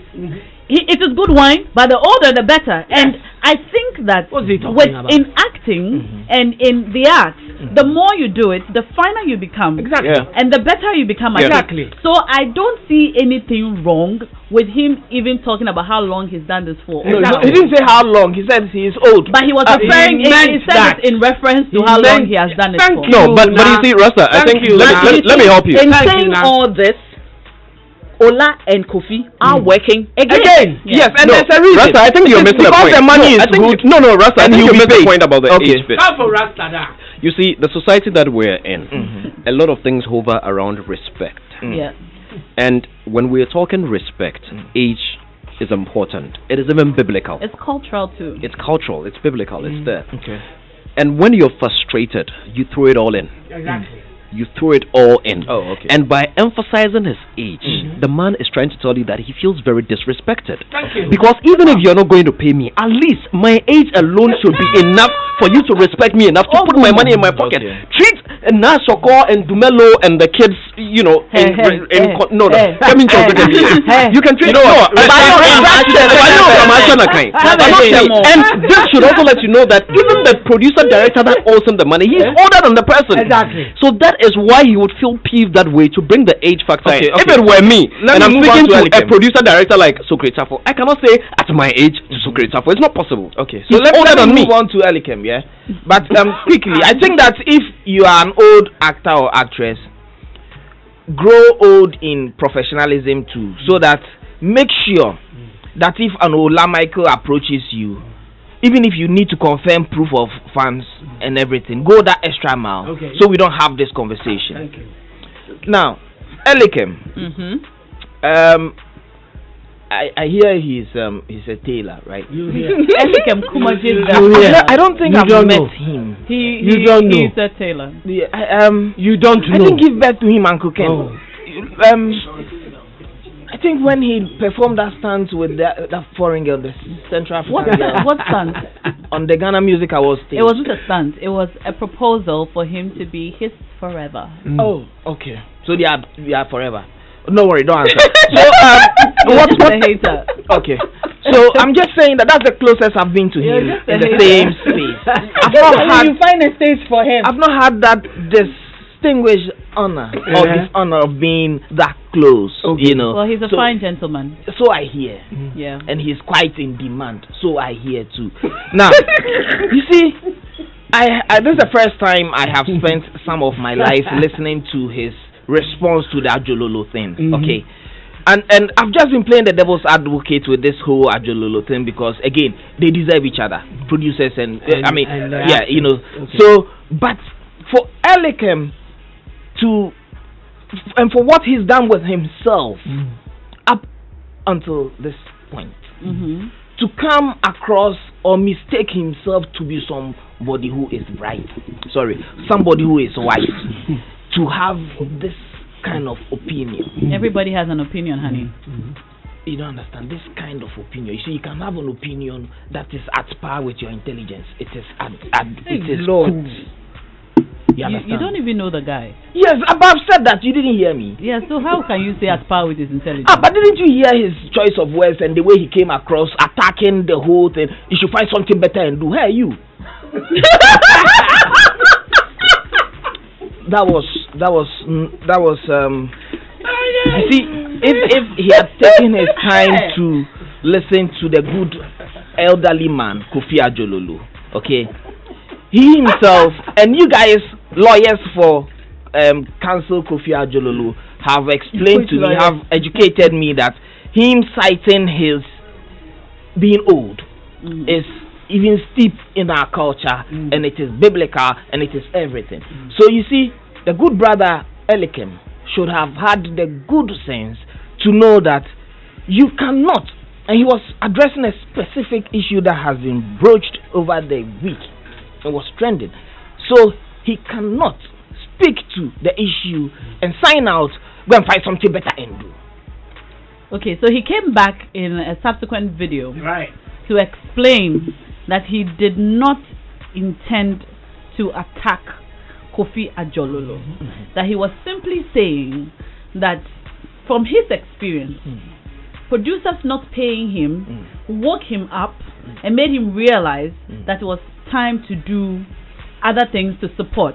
And he was an actor before he became the tailor. He is still an actor. No, he was an actor before he became the tailor. Yes, he was an actor before he became. The acting came before the tailoring. Okay. Yes, and because he had a bike at the time. A tailor started. He was an actor before he became a tailor. No, he was a tailor before he became an actor. Yeah. Okay, I beg your pardon. I don't know that. Okay. So None of us. So I know. I just okay. I thought I got it the other way. Well, okay. So he explained that being an actor, when he went to school to study acting at the School of Performing Arts, and every time he got a role, he felt he was actually happy. You know, he was happy to do it. And even though he was getting paid his worth, what he deserved, he was just happy to do it because he loved it. And because he had a bike at the time, they would often send him, go and get this. When they forget their mic, he goes to get it with his bike. When they forget the camera, he goes to get it with his bike. And it got to a point where he was like, wait a minute. And that's why I thought the tailoring came after. Okay. He found his passion in tailoring, and he continued to do it. So next time, don't think for him again. Like, you know, it appeared from his video that's what he said. That's what but you thought that it's okay. Okay, so he has explained later that he didn't intend to attack Kofi Ajololo, and after he put out that video, James Gardner, oh gosh, I could go on. Jasmine Barudi, Prince David Osei, Beverly Afaglo, Gloria Osafo, who by the way has a nomination for the Best Supporting Actress in the AMVCA. She's the only actress Gloria from Ghana, yes, who has a nomination for Best Supporting in the Perfect Picture film 10 years later, and we're all overjoyed because that performance in the film was just off the charts. So congrats, Gloria. Back to the matter. James Gardner said, bro, I'm happy you have a day job and a business that's booming. You're an amazing tailor. But if we keep posting videos like this, we create a trending impression that acting is a part-time job. We both know that it is not. Even in Hollywood, artists are underpaid and they get taken advantage of. Someone could equally say that tailoring is a part-time job. Acting, alongside with every other job, can be lucrative if you have your bolts screwed on tight. And that requires respect, professionalism, and dedication. He continued to say that I don't think you should praise those producers for their unprofessionalism. Rather, you should criticize them. They may have pushed you to take your other job more seriously, but you could have started it anyway. Despite and other big businessmen and businesswomen didn't start other businesses because their other jobs weren't paying them on time. We should teach upcoming actors that it is best when you don't put all your eggs in one basket. But for all your businesses to be successful, you need to respect it for it to thrive. I have other jobs too, but I don't see them as part-time. Juliet Ibrahim also came out to talk. Charlie, everybody has a lot of people have bashed, if you like. I didn't know this. Not bashed, but disagreed. Yes. With Elikem's post, and he also has come back twice. That's why he came back over to explain that he did not mean it in the way that people are construing it. Okay. It's because it's getting again. I didn't know. No, you see, in all honesty, like I was saying earlier, when I also wrap up. Yeah. Thank you. Have you ever wrapped up before? I wonder. Go on, Rasta. Yes, so I didn't know that these illustrious sons and daughters had come at him disagreeing. I was only looking at a good brother who I thought had hit above his weight intelligence-wise. Punched above his weight in the realm of intelligence. And I thought that he deserved. I said that from his tweet, his video. Yes. He didn't appear to be very bright. You are not brighter than him. At all. Yes. But it is him that has done so the you video. don't have the locus. It is him that has done the video. I haven't done any video calling anybody to go and find something better. Evaluate his brightness. It is only him. I will punch you in the It is only him that has called out a good elderly man. It is only him. He wasn't referring to Ajololo. You are wrapped up. Thank you. No, hold on. Thank you, and in wrapping up, it is only him that had fuel and didn't have anything to do, and they were sending him on set with his bike. It's okay. And that is his problem. But there are people who bleed sweat and tears to make acting their professional and only job, and they deserve to be paid their due. Yes.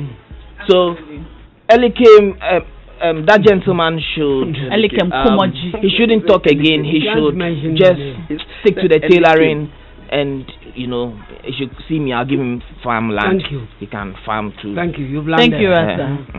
Judge _Kwe.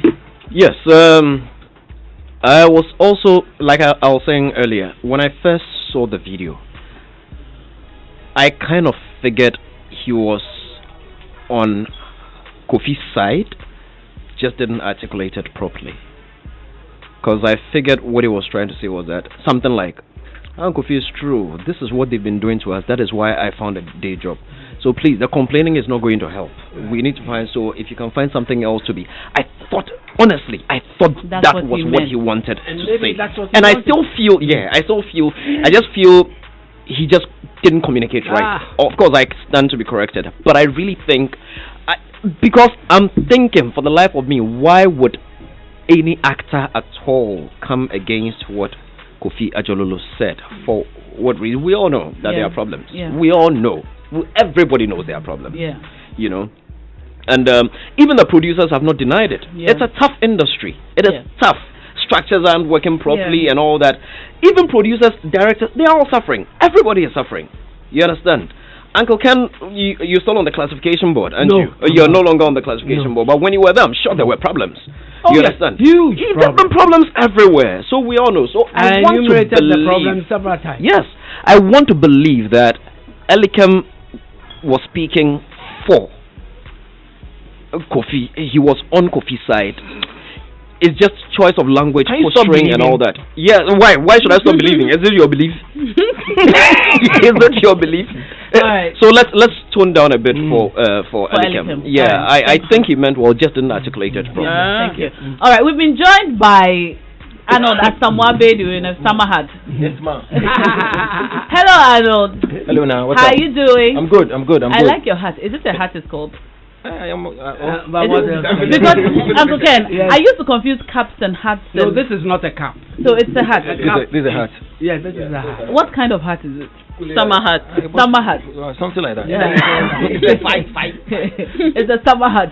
You're welcome to the show. Thank you. I think this is the first time I have had you. No. Oh, the last time you drilled me on xylophone related matters. Oh, you came here when we're in the other studio. Yeah, I recollect, man. Drilled. But that was via telephone. No. You were absent. He made a mistake and he came. Yeah, I remember. Yeah, we used him. I remember. Oh, I see. Yeah, I was there. Is that why you were hiding behind binoculars and hats? In Tiao, we were so tired. Well, you're welcome. It's good to have you. Thank you, my dear. Thank you. It's good to have you. I'll come to you on your thoughts on our matter. Let me finish with those who came early. Yes. Okay. Whitney. Honestly, I think that this year we should take a cue from Uncle Ken. And positive vibes. When issues happen, it is not by force to do a video to talk about it to also trend. To be relevant. I think that's what Elikem did. Especially when you know that, listen, you are standing in the midst of red ants. Don't go pouring sugar on the floor and have issues, because I don't know if you read the comments that came after he made that video. To the extent that other people sitting on the side got pulled in.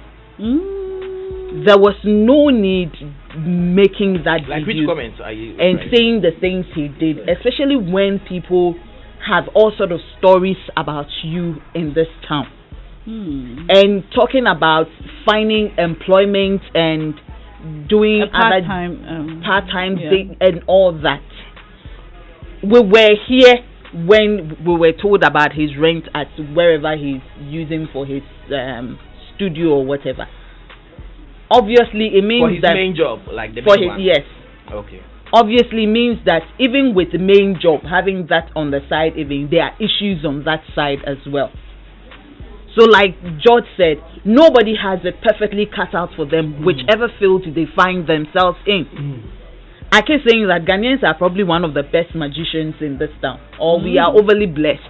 How so? You get a salary of 2,000 Ghana cedis. It's paying school fees, it's paying water, it's paying lights, it's buying provisions, it's buying food, it's taking care of extended family and all that. Today is your anniversary. Look at what you're saying. I'm not speaking for me. So it doesn't, and I keep telling people that the more you think that, oh, if I get this kind of job, it will solve these things for me easily. Every position you get to, you seem to acclimatize with the lifestyle that comes with that position as well. So no money is ever enough for you. So people should not be judgmental when issues come and quickly think that you have all the wisdom that Kwekwanansi put in the pot and they fell somewhere. And you come and say the thing. So what he did, honestly, I found it very annoying. Very, very annoying. And he got himself into trouble, especially with the comments that came. Next time, he should just learn to mind his business. Like he should shut up. Arnold. Oh, madam. Uncle Ken, you haven't spoken on this matter. No, I was sorry. here before Arnold. Yes, Uncle Ken. Uncle Ken, your thoughts? And you know, you read something that James, a retort from James Gardner. Yes. And it hit me. James said something to the effect that listening to what Elikem had to say made it look like the acting business was not something serious. Yeah. What exactly did James say? He said that talking like this makes it seem as if acting is not a part, it's not a full-time job. Yeah. He said, but if you keep posting videos like this, we create a trending impression that acting is a part-time job. Thank you. And we both know that it is not. Thank you. Thank you. In Ghana, in this country of ours, there are certain jobs, particularly in the arts, that the populace look on as not being a job. So if you are into that kind of job, the first question that will come out of somebody, what else do you do? Thank you. Yeah. Thank you. It happens all the time. If you're not a lawyer, you're not a doctor, you're not a teacher, you're not this, and you are into the arts. If you're a DJ, they don't understand how you're just a DJ. Exactly. Exactly. You have to have an Uber. And they ask that question when you are lucky, you are fortunate. That's when they ask. If you are not lucky, they won't even ask. They would assume that you are not ambitious. You're right, Kwame. So you see, it's a problem that we have in this country, and the way people downplay the arts in this society of ours.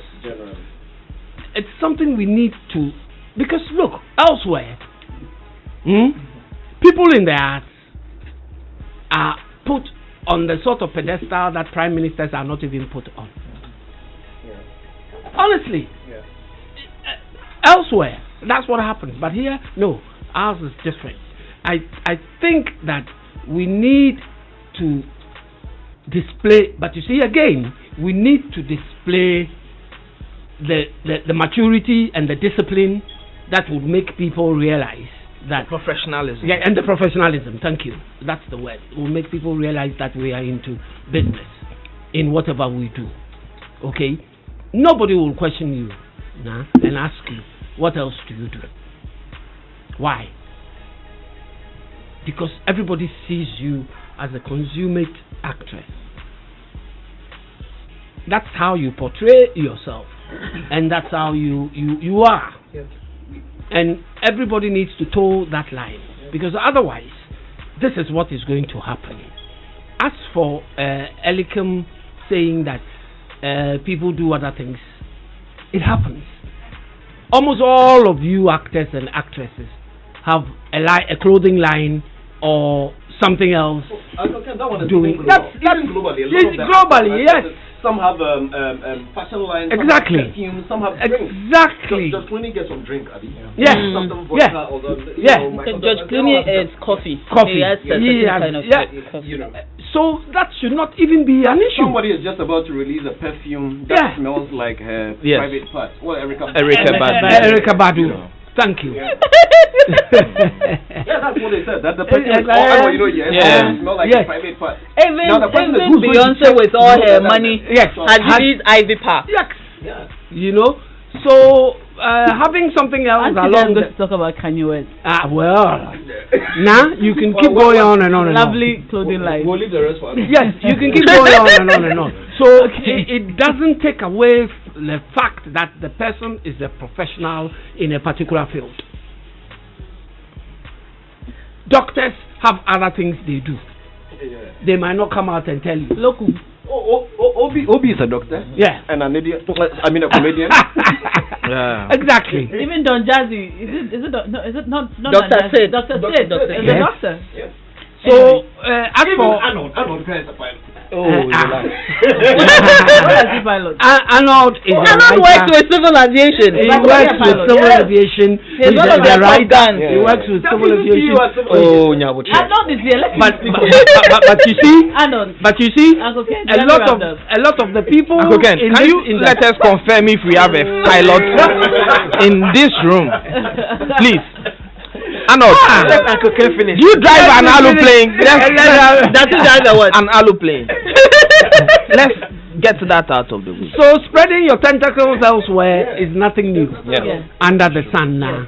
Yes. And we should look at it that way. Yes. People should do what they want to do, but people should be respected for their professionalism. Exactly. In their field. Yes. Thank you. All right, Arnold. Yes, ma'am. So first things first. Is he a pilot? No. I work with pilots. I mean, yes. What do you do for them?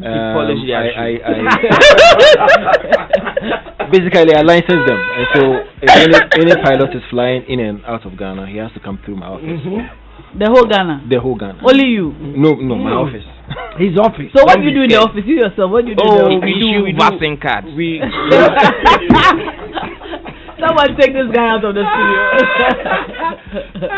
I didn't know this. Oh yeah. I've been at it for over a decade. For over a decade. Yeah. That's a long time. When do you think he has money to dress? And the hat. Oh, but I didn't know they were original. Arnold is one of the few young Ghanaians who wear original clothes and travel business class. Most of the time. First class. First class. Yeah. Do you know where he lives? Where does he live? Make a note. For security reasons, we'll keep quiet. Oh, okay. Arnold is a big boy. Arnold, we big boy. Don't mind him. Okay, so may I humbly seek your I'm coming from Peace Elikem FM. I'm coming from Peace FM studios, and then all these parties you guys are talking about were in the studio. So somehow the matters were resolved. Okay. First, Ola says he has agreed to pay him. So he actually did owe him. Yes, of course. Yeah. VA, the executive producer, and then Elikem apologized. Initially, he retracted the apology because there were some banter, but then at the end of the show, he apologized to. Oh, he retracted. Yes. There. Yes. Today. Yes. But then later he reissued. Yes, because there was some. I told you. Oh, nyawoche. So that's the update for. But I mean, my colleagues have said it all.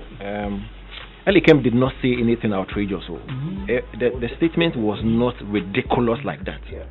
Because if you come to our settings, I mean, it's a fact. Our industry is in such a bad state that you cannot actually go out and say you do entertainment or you're an entertainment field, so this monument you got it from the industry. It's difficult. But the way he went about it is the problem. I mean, he should have been holistic about the whole situation. First of all, there's an issue where producers are not paying actors. Do you empathize with those people making the call? He didn't show that in the video. Right. And he talked about the fact that, well, when he started, he was not being paid. I mean, that's not something you should be proud of. I mean, you should really insist that you get paid for a job done. And then I was hoping that he would make a clarion call and tell producers that, listen, this is what we do.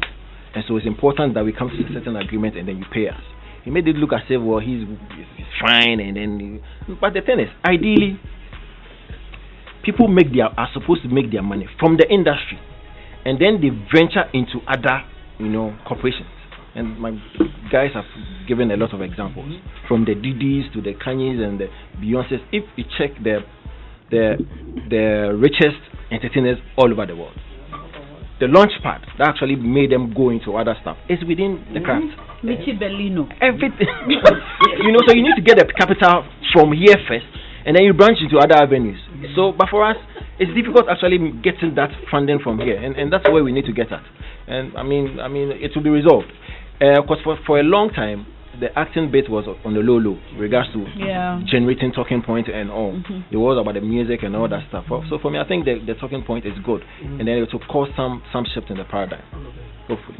Yeah, and yes, there are some local people also who have ventured into other areas with their monies or their funds from acting. Exactly. Yes. So, but even you, Nathan, how many things do you not do? You are emceeing, you are doing adverts, I'm a hustler. You are doing brand recognition. I'm a hustler. No. When you say that, it will look like we the gun people we like that. Please. But I think I just started off, yourself. As a broadcaster. Yeah. And then I found something better to do. Look at you.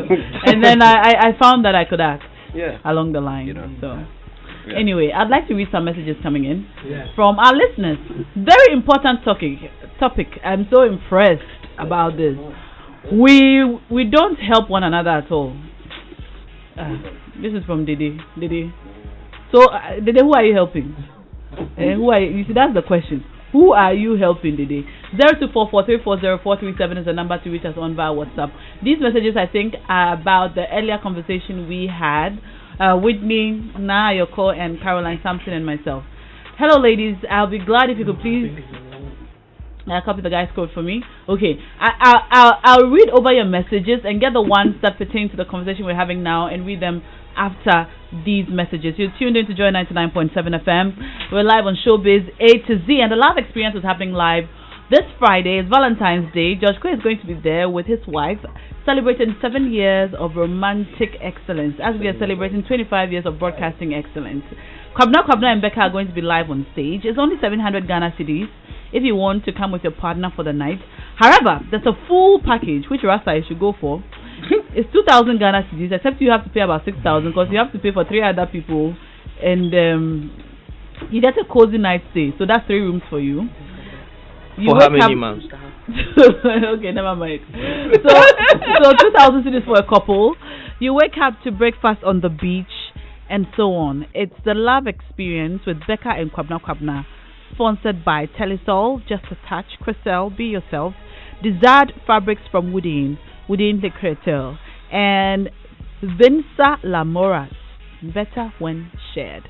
You can buy your Momo you can buy your ticket via Momo on 0243 430 0243 430 or you can just dial *920*50#.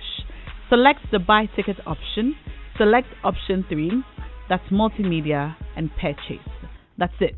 So be there on Friday and let's celebrate Valentine's. Let's go for these messages. We'll be right back.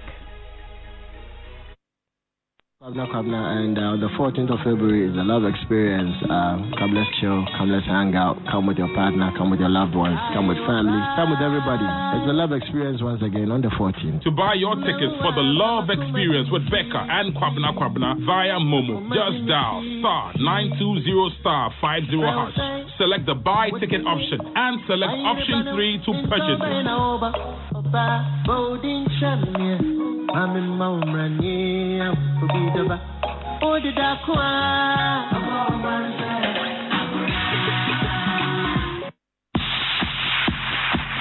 Oh yeah, we have our 12 finalists. Who is going to wear the crown to become Ghana's biggest kiddie chef? Catch the action, the skills, the delicious cuisines that will get your mouth dripping. Capture every moment. Get to know your contestants and build your favorites. Big Chef shows every Sunday at 3:30 p.m. only on Joy Prime. Big Chef is brought to you by Dole Yogurt, a guarantee of good health, Frytol, a cholesterol-free oil, Yield Money Plus, Fasusuto, and Indomie. Taste great. You like no other. Big Chef, good meals by kids. Joy Prime, real entertainment. I'm here because of music, and if not for music, I can actually point blank say that I wouldn't be here if not for music. Music actually nurtured me. I mean, I've met a lot of people. Fans means a lot to me. You know, before you get a hit song out there, a number of people that love the movement, the number of people that actually want to be a part of your story, and those are the people we call fans. And social impact is actually 100% based on motivation. I mean, the things I put out there, I mean, how I inspire people. And my music is like a vehicle where people join and it directs them to, specific places they want to be sometimes. Hi, it's a rock star choir music, and I'm here for the music, for the fun, and for the impact. This is my off to me. Rockstar number 1 AG. 3 music awards, here for the music. If we change the way we look at things, the things we look at change. Winning strategies, nuggets of wisdom, unforgettable stories, all in one inspirational hour. Springboard your virtual university with Albert and Comfort Okran and guests. Planning is bringing the future into the present.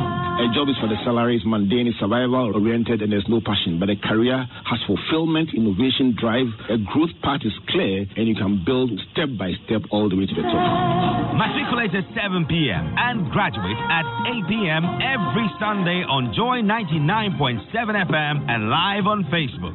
Springboard is brought to you by Legacy and Legacy and Joy 99.7 FM and proudly sponsored by MTN, Enterprise Group, UMB Bank, and Axis Pension Trust with support from the graphic business.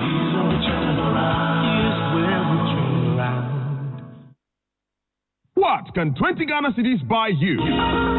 Airtime. Taxi or trophy. What? Oh, ice cream. Dripping down your hands on your hot sunny afternoon. Roverman Productions Q1 Play. An original Everwhite play shows on February 29th, 1st, 6th, 7th, and 8th March at the National Theatre. From now till 9th February, you can buy early bird tickets at only 60 Ghana cedis. You are saving 20 Ghana cedis off your regular ticket price for that kenke or ice cream. Tickets are available at Joy FM, selected Shell shops, our regular outlets, via *876, *876 hash, and our website www.rovermanproductions.com. Media partners, Joy FM, Hits FM, Joy News, and Joy Prime. Buy your tickets now. Early bird tickets are valid for February 29th and March 1st only.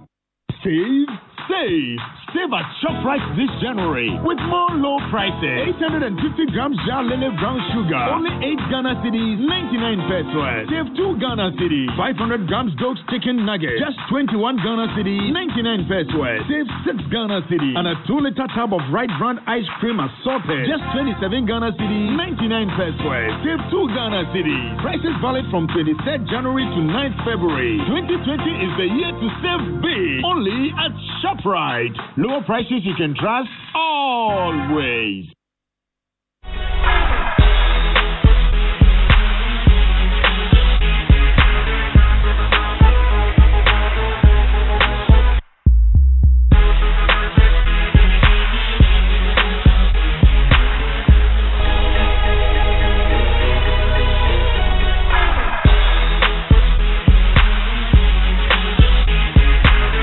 So we're going to zone in now to our 3 Music Awards discussion. You're tuned in to Joy 99.7 FM. This is Showbiz A to Z. My name is Naa Ashorkor, and yes, we're celebrating 25 years of broadcasting excellence. Arnold Asamoah Beidou is here. He speaks for 3 Music. I beg you. The PR was here, I think so. Yes, last week. Yes. I'm a member of the board. I'm just passing through to help with the discussion. You're a member of the 3 Music Board? Yes, please. A proud one. I know that Asamoah Beidou is here. He's a member of the 3 Music Board. He's passing through to help us. Thank you very much. All right.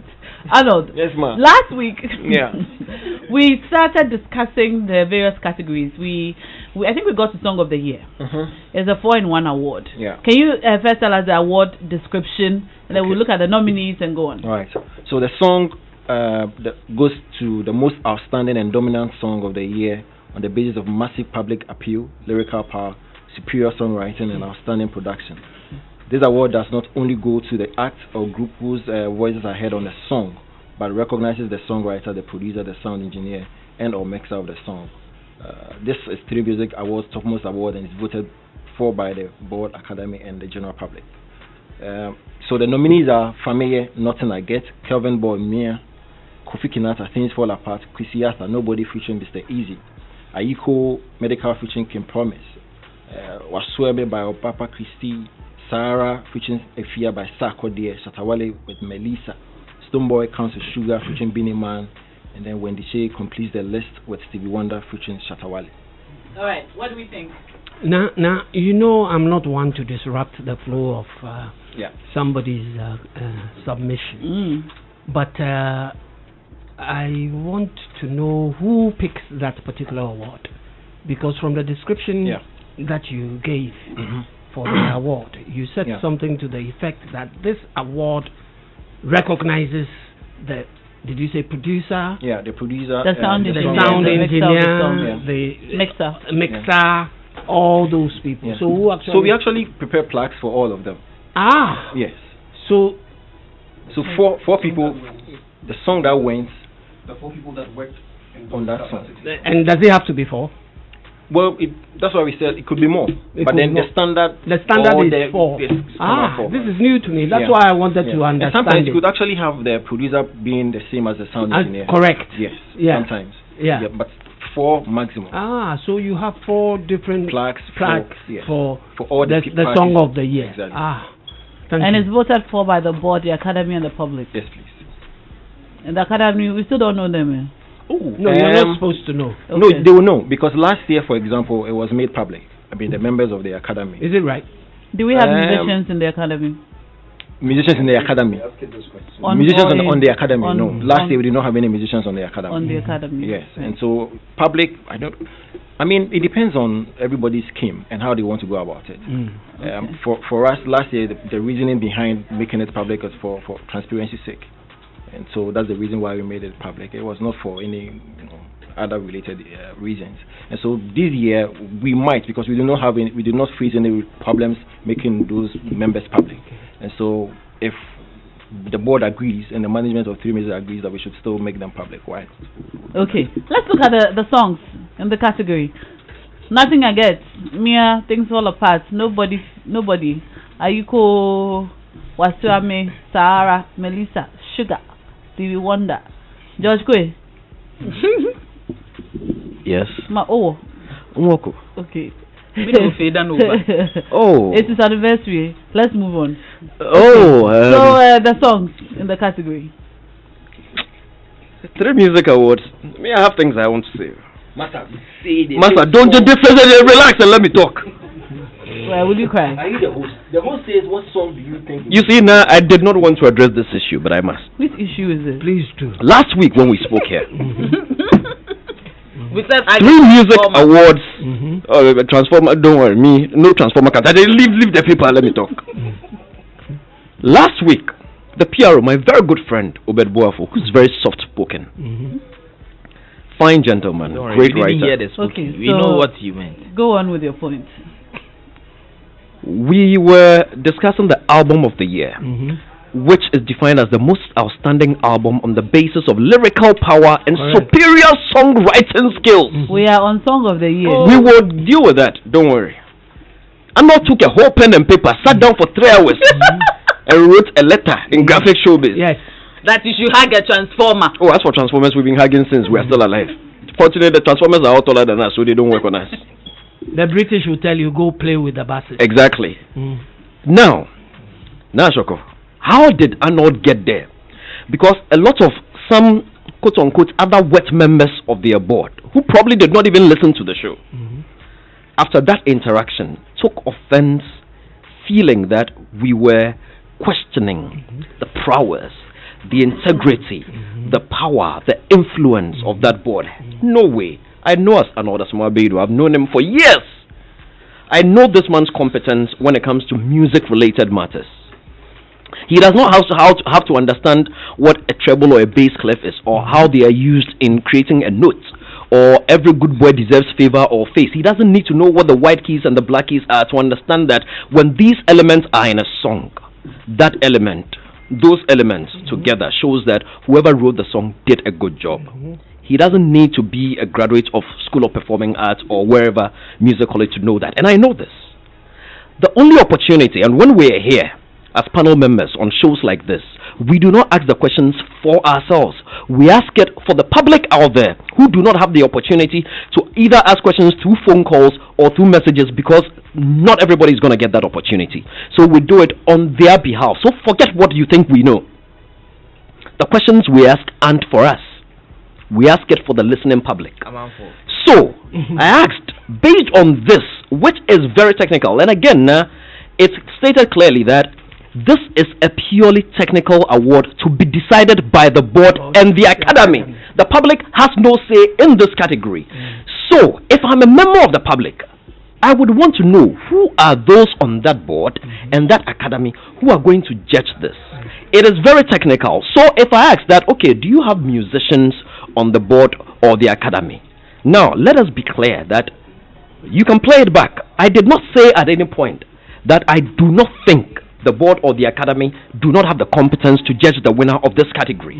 I asked on behalf of that listening public that do you have any musician even on that board? They didn't ask you to. No, they didn't ask me to. Do you have any member or any musician or on that board? And again, being in the position, I've been in that position before. Of course, Obed is not me and I'm not him. And I'm sure that my answer would have been different, because for me, I asked it on behalf of the 3 Music Awards scheme to give a reassurance of a sort to the general public that rest assured we've got competent people who are going to handle this. The first response that came was no.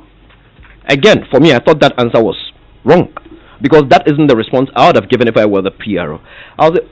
If you are talking about an out-and-out musician who is churning out music works, not exactly. However, but I do not even remember the answer that came. But at some point, I remember Obed tidied it up and gave a response similar to what I was just positing. I was shocked when after I saw a post on social media and all other places suggesting that we were trying to. And specifically, Kalunila Jemensa put up a first one that was addressing me directly. Just probably not, the name wasn't put when there. When you say we were trying, like you and who? What do you mean? You said suggesting that we were trying to. Oh, suggesting that maybe I was trying to malign or question the competence or integrity or intelligence of the. It was not so. If they took it that way, I am sorry. Okay. But it was not so at all. So when we ask questions like this, we're asking on behalf of the listening public. And I have another one on the Song of the Year. And what can I ask? Of course you Okay. Now, you want to recognize this award does not only go to the act or group whose voices are heard on the song, but recognizes the songwriter, producer, sound engineer, and or mixer of the song. My question is, there's a key component, maybe a suggestion. There's a key component that I feel has been left out. Which people make a song popular? The fans. Thank you very much. The following, the fans. I think the fans are the ones that determine or actually make a song popular, because these ones, I don't know, because the people that have been mentioned here, I would give you an example. Wiala's song Tinambai, beautiful, well-produced song, excellent. And these 4 people that you have here could have put their heads together to churn out a song of that quality. When you compare a song like that, no offense, no disrespect to One Corner by Patapa, Tinambai is nowhere near One Corner when it comes to popularity. You understand me? Unless we are saying that just the VGMAs has always said that it is a popular award scheme. Popular, they just deal popularity, nothing else. So it doesn't matter how good, whatever. Once it's popular, it is popular. They are not looking at anything else exactly for the masses. So I'd like to know that this one, when you're looking at all these competencies, are we looking at them technically in detail as to the work that was put in? Because if it is the work that was put in, then there are other songs out there that I think have been well done that probably ought to have been considered for this category as well. That aren't here. Arnold. No, it has little to do with the competences that were exhibited in the song. So the thing is, whoever wins the song of the year, by virtue of you winning, we are giving the plaques or we are recognizing the other members that played a pivotal part in making of the song. That's it. Okay, so the work is to how you find yourself in the category. In that song. So we are not only recognizing the maker of the song, but whoever the commercial success, whoever worked on that song. It has little to do with your level of competence in making the song. No. Or how once popular the song is. Once the song wins, the plaques goes to all those. And if they're saying we should recognize fans, I may. Not exactly saying we should recognize fans. The fans. No, but then you wouldn't even know who will win on that night to ask their fans to come over. And how do you determine who a true fan of a song is? Well, you know, some of the fans, like say the militants. No, you know, if I'm looking at now, almost all the musicians are raising fan armies of a sort. You understand? And I'm thinking that if the 3 music awards considered, adding fan army as one of the winners, whatever, because they are the ones that really, like Naa Ashorkor said, make the song. So if, let's say, the song is won by, say, let me look for someone who has a fan army. Say Stoneboy, Shay Gang, or Stoneboy, BIM. You understand? So there is one plaque that goes to BIM. And who will take it home? That's the thing. No, I mean it's something. Yeah. I mean it's something we could consider. Please, if you do that, what it means is someone like Guru, whose fans are in Kranza, and he's against the whole concept of fan army. That would be very discriminatory. No. Very discriminatory. The point he's not aware. In Kranza. You know this. That place. The point. How? I don't know. I didn't bring him here. Okay, it's okay. We get the point. Whitney, what your thoughts on the Song of the Year category? I can't say, because of my position, I can't say this person or that person. But he's or also on the board. Okay, but he hasn't said who is. That makes sense. It's okay. Is Whitney a member of the board? Yeah, she's on the board. I thought she was playing a different role. She's but I'm handling the protocol and stuff for the artists and the nominees. And she's on the board, and she's also the owner of the 3 Music Women's Branch. That's what I thought. Okay. So she's on the board. Yes. I am not on the board. Don't mind now. You are not on the board. No, I'm on the board. She's not. But your description is 3 women's music board. 3 music. She's not. You nearly got me confused. I am in charge of protocol for the nominees. And the artists. So I can't. As in on the night. Not on the night. For 3 music. Co-executive producer. Director of 3 Music Awards Women's Initiative. So you're the co-executive producer of 3 Music Awards. Yeah, exactly. So you're bigger than the board. Yes. Okay. So to speak. Okay. No, but Arnold was saying something. That he thought it was a good idea. No, was it? Although that's true. You want although Did you not hear you? No, you see, we already have the fan army of the year. Yes. But then what George is saying, the premise makes sense. Because you see, the fans play the most important part when it comes to the projection of a song. Correct. And so if we are considering awarding every other element that played some part in the making of the song, the fans should also be a part. Should be considered. But you know George Quay has a fan army. What are they called? Because the fan army, the fan army here, they do like everything. They're not only just projecting the song, they're projecting the brand and every other activity. But there was something like that from the start. No, but it's a good point because I mean it's something that fan is army worth of the considering. year. Now, agreeing that it's a good point. The people that went to write last week that I was trying to write, they should go back and write that I made a good point. I'm expecting it in showbiz this week. Another someone made you took a pen and paper, wasted 3 hours. No, it will be in junior graphics. Where your fantasy? So which one? Did you hear that, Shoko? Junior graphics. What's one? Hey, nah. No wonder you are not getting paid as an actress. Okay. So you think which song should win it? Oh, that one Kwame. All right. Okay. Now, Uncle Ken. Before I get to this particular issue, Kenneth Ashigbe sent a message. Let me sit up. When you spoke about the verbal agreement, the contract thing. He says, Uncle Ken, this is Kenneth. He's a Kenneth. Please, this is Joy FM. We need to use the right terms.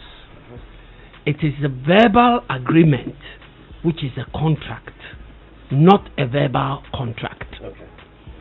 A contract is an agreement between two parties that is intended to be enforceable by law. Verbal agreements are contracts that have been agreed by spoken communication. In contrast, a written contract is an agreement that is recorded in writing and is signed by the parties to evidence their agreement. Okay. So what I say? Yes, sir. Yes. Thank you very much. Yes. As a lawyer, you understand. I'm not a lawyer, but I understand. Okay. I understand. Nice absolutely. One. Yeah. Yeah. Okay. It's okay. Absolutely appreciate it. Yes. Uncle Ken. Now back to Song of the Year. Song of the Year. You have to pick one though. What are they? Okay. There's Nothing I Get, Mia, Things Fall Apart, Nobody. Oh, don't go any further. Things Fall Apart. Uncle Ken, you haven't heard. Don't go any further. No, because your girl is in there. I don't Steve Wonder. That one there, she can't beat Things Fall Apart. Okay. My girl cannot. What about Sarah? I say, don't bother with any other. The man that but you have to hear all before you pick one. No. This is premature. Ejaculation. You said it, but you didn't listen to all of it before. Okay, so Things Fall Apart. Things Fall Apart. Rasta, how about you? Things Fall Apart. Oh, now, will you permit me? Yes. As to why you're choosing Things Fall Apart? No. To just say something about the awards as a whole, and the board, and the academy issues. I have been very upset at the way people have tried to downplay the members of the board, in particular, of the 3 music awards, and these are industry players themselves who are, impugning the integrity of certain members of the board. Isn't it always so? But see, this is what we should cut out. People have been chosen as members of the board to run this scheme. We've seen them being open with us. They show pictures of themselves as they go for their deliberations and their retreats and stuff like that. It is only proper that we give them the chance to do what they are supposed to do. I think that members of the board were put out to the public even before nominations. Yeah. Am I right? If we had issue with members of the board, I think that was the time we should have raised those issues before the board got settled and deliberated on the nominees and that kind of thing. But we didn't. Immediately the nominees came out, people who were not happy with certain names and stuff then start impugning the integrity of board members. Uncle Ken, I'll beg to differ. Differ with what? The thing is this, you see, I do not think it is impugning. I think we should also allow people the freedom to ask questions. Oh, yes. Yes, hold on, because I haven't heard anywhere anybody insult anybody who tries to insult someone like Anoda Smabedu or with being on the board. If somebody says to you, George, yes, as a member of a board, yes, that you don't deserve to be on that board, it is that not opinion?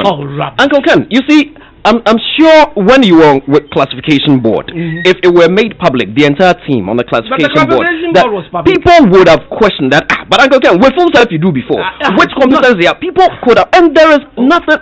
So far as the person is not, Uncle Ken, I think it only affords an opportunity to educate people and for people to form their CVs and say, I come with this experience. I don't think if anybody asks that question, the fact there is something wrong. And again, no, I'll land right now. Again, usually when a board is put out, naturally people may not ask questions until the work they've done comes out. Then maybe Mr. Logic will say, how come my artist is not there? Then Mr. Logic would have reason to question what work did they do?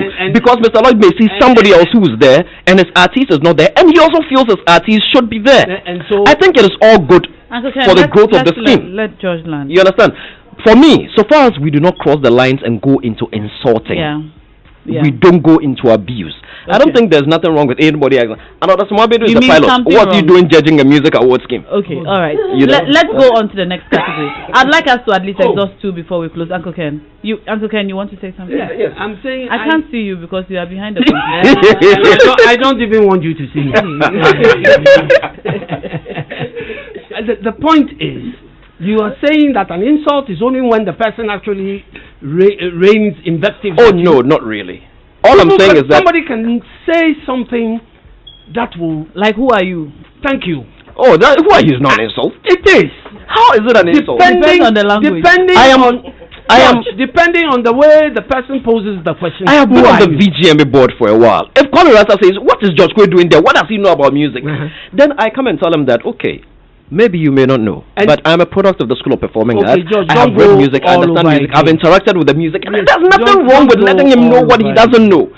His illiteracy is the problem. Go all over again. So I educate him. Oh, please. Uncle Ken, what's your point? My point is, like the question you just posed, that what does Asamoah Arnold he's a pilot. He's a pilot. He's a this, he's a that. What does he know about music? Are you saying that over the period that Arnold has been listening to music all this while, he does not have an ear for good music? Are you telling me that the critics who write in various newspapers and things about music are all musicians? Uncle Ken, I love you. That is all I've been trying to get them to say. That instead of fighting people, tell them this. That's all. Producer of the year. Arnold, please give us the category definition. Okay. Who wins Song of the Year? I think it's between 4 people. 4? Yes. Unfortunately, I can't settle for one. Because it's a 4-in-1 award, you can give it to 4 people. I think Sarah was a strong song. Yeah. Melissa, very strong. And Beanie or Stoneboy Sugar, very strong. And the other one is Things Fall Apart. Things Fall Apart. Ayiko by Medical is also very strong, but Things Fall Apart is also very strong. He didn't even want to say Things Fall Apart. You forced him to. Funny way. Arnold, producer of the year. All right, so producer of the year, the most outstanding and dominant producer of the year on the basis of consistent production of outstanding recordings released within the year under review. This is purely a technical award decided on by the board and the academy. So MOG Beats, Willis Beats, Uncle Beats, 2 Bars, some Snare, Street Beats, Pack, and then Kill Beats. What did they do? What did they produce? I thought they could. Some of their works could be in brackets, so we would know. Okay, so you know. If you don't know, it's okay. No, I know. Okay. Forgive me for the comparison, but you know, for VGM and George, you can correct me. It is the producer. It's for the song, most popular song of the year, and so it's just for one song. Here we are listing consistent hits. I think it's changed for the VGM. Okay. Yes, so people used to be for one song, and so it will be convenient for you to actually put a song there. But because it's for multiple hits within that eligibility year, you cannot put all there. No, I'm not even saying. I'm just for at clarity. One or two in a bracket attached. The most popular of the many that they've released during the year. And me sitting here to guide my judgment. So if you wouldn't mind, just give me 1 or 2 of, since we are here, so that 1 or 2 of their records popular that songs they produce within the year under review. Since you know, MOG Beats. Okay. MOG Beats did Stevie Wonder. Pack did virtually all of Shatawale's Stevie Wonder, Shay? Yes. Pack virtually did all of Shatawale's songs. So clearly, so you have only 2 producers. No, I'm just giving you some. Now it's supposed to be a technical category. It's a technical category. It's technical. It's not public. Now we know the members of the academy, and he just said we know the members of the board. Because that's public knowledge. It is the academy that that will be made public. That is shrouded in a bit of mystery. Now, can you tell me whether the academy contains the technical people? Uncle Ken, I mean, seriously, this technical bit. No. Let me tell you why I'm asking this question. I came across an issue on Facebook. Okay. And I decided to find out what happened, because people were talking about the Oscars and other things, blah, blah, blah, blah. So I went to find out about the Oscars, and this is what I found. According to the Recording Academy, the Producers and Engineers Wing, that's the P&E Wing, is a part of the Academy, made up of producers, engineers, mixers, and other technically involved professionals. The Producers and Engineers Wing addresses various aspects of issues facing the recording profession. The P&E Wing also advocates for the use of professional usage of recording technology as well as the preservation of recordings. Now the critical part. The members of this division make up a large portion of those who vote on the Grammy Awards each year. Okay. So you see? So the competence is clear. Thank you. It is clearly defined. And that's why I'm asking. No, since it's a technical, because you said it yourself, that's from your description. But you see, okay, you finish. That particular award is for the board and the academy, and that the audience are cut out because of what it pertains. So that's why I'm asking. No, I mean it's a genuine question, but you see, you explain what pertains in the Academy Award. Correct. And so their definition for technical is what you read out. Correct. For us, we're only trying to differentiate between the board and academy from the general public. And so we encompass these two elements into technical. But you are reading exactly what the word technical actually means. But for us, we're only trying to say, okay, the board and an academy form the technical team with the competence that you talked about earlier to actually judge who a top producer is. So two different award schemes. And that's why I posed the question whether it comprises technicians. You are speaking. The academy comprises technicians. Exactly. But for us, it's just the board and the academy that's comprised of the technical bits. That's the definition of. That's the definition of our technical. Not to really go into what technical really means. You understand? So yes, exactly. So it's not public. Yes. No, it is. For us, it is not public. It's the board and the academy. Into bracket technical. What's the main point in that? Oh yeah, it's actually don't. I was going to say that I don't care about the whole time wasting and because I'm sure listeners are tired of this. We want to reward musicians within the year. So producer of the year, because it's technical. No, but he's a technical guy. Is he? In your definition of technical, or Uncle Ken's technical? No, I'm not Uncle Ken's technical. You're technical. My technical. At least he's been in the industry for a long time. Your technical definition, producer of the year goes to. Now you have to watch your mouth. What happened? Very, very careful. What's the guy's name? The Street Beats for me. Street Beats. I mean, within the year under review, he's done. Yes. I'm clearly not technical, Kra. No. So you see why it would have guided you if some of his works were listed. Richie, it's a good point. At least two or more songs could have been played. Some of us we are very public. Are you going to write about that? No, but because probably the writing has worried you. No, but because he was misled to write. Because we are discussing it in the public domain, that's why probably it's not there. But then once it's a result, it's for the board and academy. For the academy, they will be, we'll give them the songs to actually vote on. But for the public domain, it's not really necessary to actually. Okay, I get you. Okay. George Gray, producer of the year. It would be difficult for me to choose. Things Fall Apart was produced by 2 Bars. Okay. So you choose that one. No, I can't choose that one. Emoji. But things fall apart was on your top 4 for your 4-in-1. It was. It was. You forced it on me. Nobody forced it on me. I just reminded you. Okay, I have taken it off. I replaced with Aiko by Medical. But you mentioned Aiko by Medical. Yes, I mentioned that one too. So, so who produced Aiko by Medical? Is it one of them? Okay, so you know, for me, again, it would be nice to have the work. Who produced it? Arnold. Aiko by Medical. I don't know. We'll have to look at it. You know. Is he here? We don't know. We would have to check. It would be nice to have the works displayed in there, like Rasta said. It would be nice to have it in Uncle there. Ken. Yes. What do you want me to do? The producer of the year. I don't know. Too bad. Your thing fall apart is here. The producer is here. Listen, I might like a song.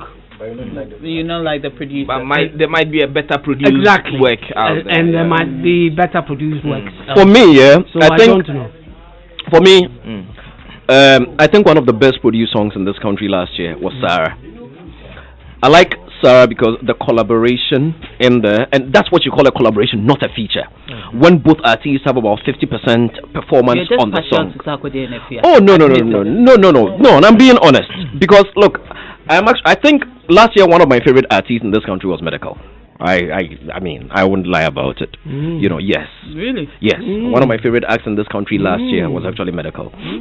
Yes, one of my favorite acts. For his musical prowess? There may be every time I saw him on stage. Yeah, I think that's the thing. I think I was swayed by his level of activity. Almost every event that I worked on or that I attended last year, he was there. And anytime he came on stage, there was something different. That thing about there's some song be that where people carry chairs. I don't know if you guys ever experienced. And the one that people take off their clothes. It was crazy. Really? Yes, and I kind of enjoyed it. I kind of enjoyed it. You have a look on your face which suggests that you don't agree with George. No, she doesn't know about what you are talking about. About his, you don't know his choice of favorite artist.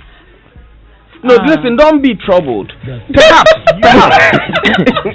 Perhaps. Okay. His choice comes from a colony of 100 musicians within the year under review. So if Medica is one of the 100, like I said, one of. I did not say. Well, he was always very active. He was active.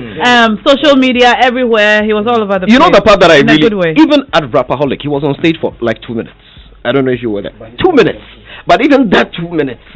He did not even sing. He only came on stage to dance and go. And it was so funny. You know. Okay. I figured he did something right last year. Clearly, does anybody have anything to add on producer of the year? Okay. We would like to wrap up on that note. Thank you so much, Arnold, for passing through on behalf of Three Music. Whitney, we stole you into the show. Thank you for staying. No, you need to talk to me first. Sorry? Yes, Naa. Yes, sir. Please, I did not listen to your interaction with the ladies who did the first part. What exactly did you discuss? We discussed because the women's once branch. Whitney is here, I might have a question or two for her. We discussed the women's branch. And what did they say? What did they say?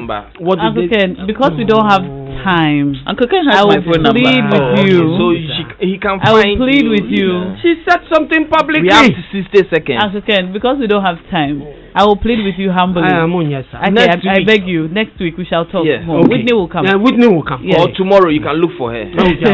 Thank you guys so much, and thank you the women's branch for coming through, and thank you. Sadiq for hiding in the producer's booth. I'm waiting for the story. I'm waiting for the story. And eating all that one. Anyway, this show has been produced by George Quay and Philip Nine. DJ Wobeti has the music, and Selwyn has your messages on social media. The Love Experience is happening this Friday. Don't forget, bring your lover to the Labadi Beach Hotel and enjoy good music by Kwabna and Becca. It's only 2,000 Ghana cedis for a full night, breakfast on the beach and so on. But with 700 Ghana cedis, you can enjoy the concert. You can Momo us on 0243 430 337.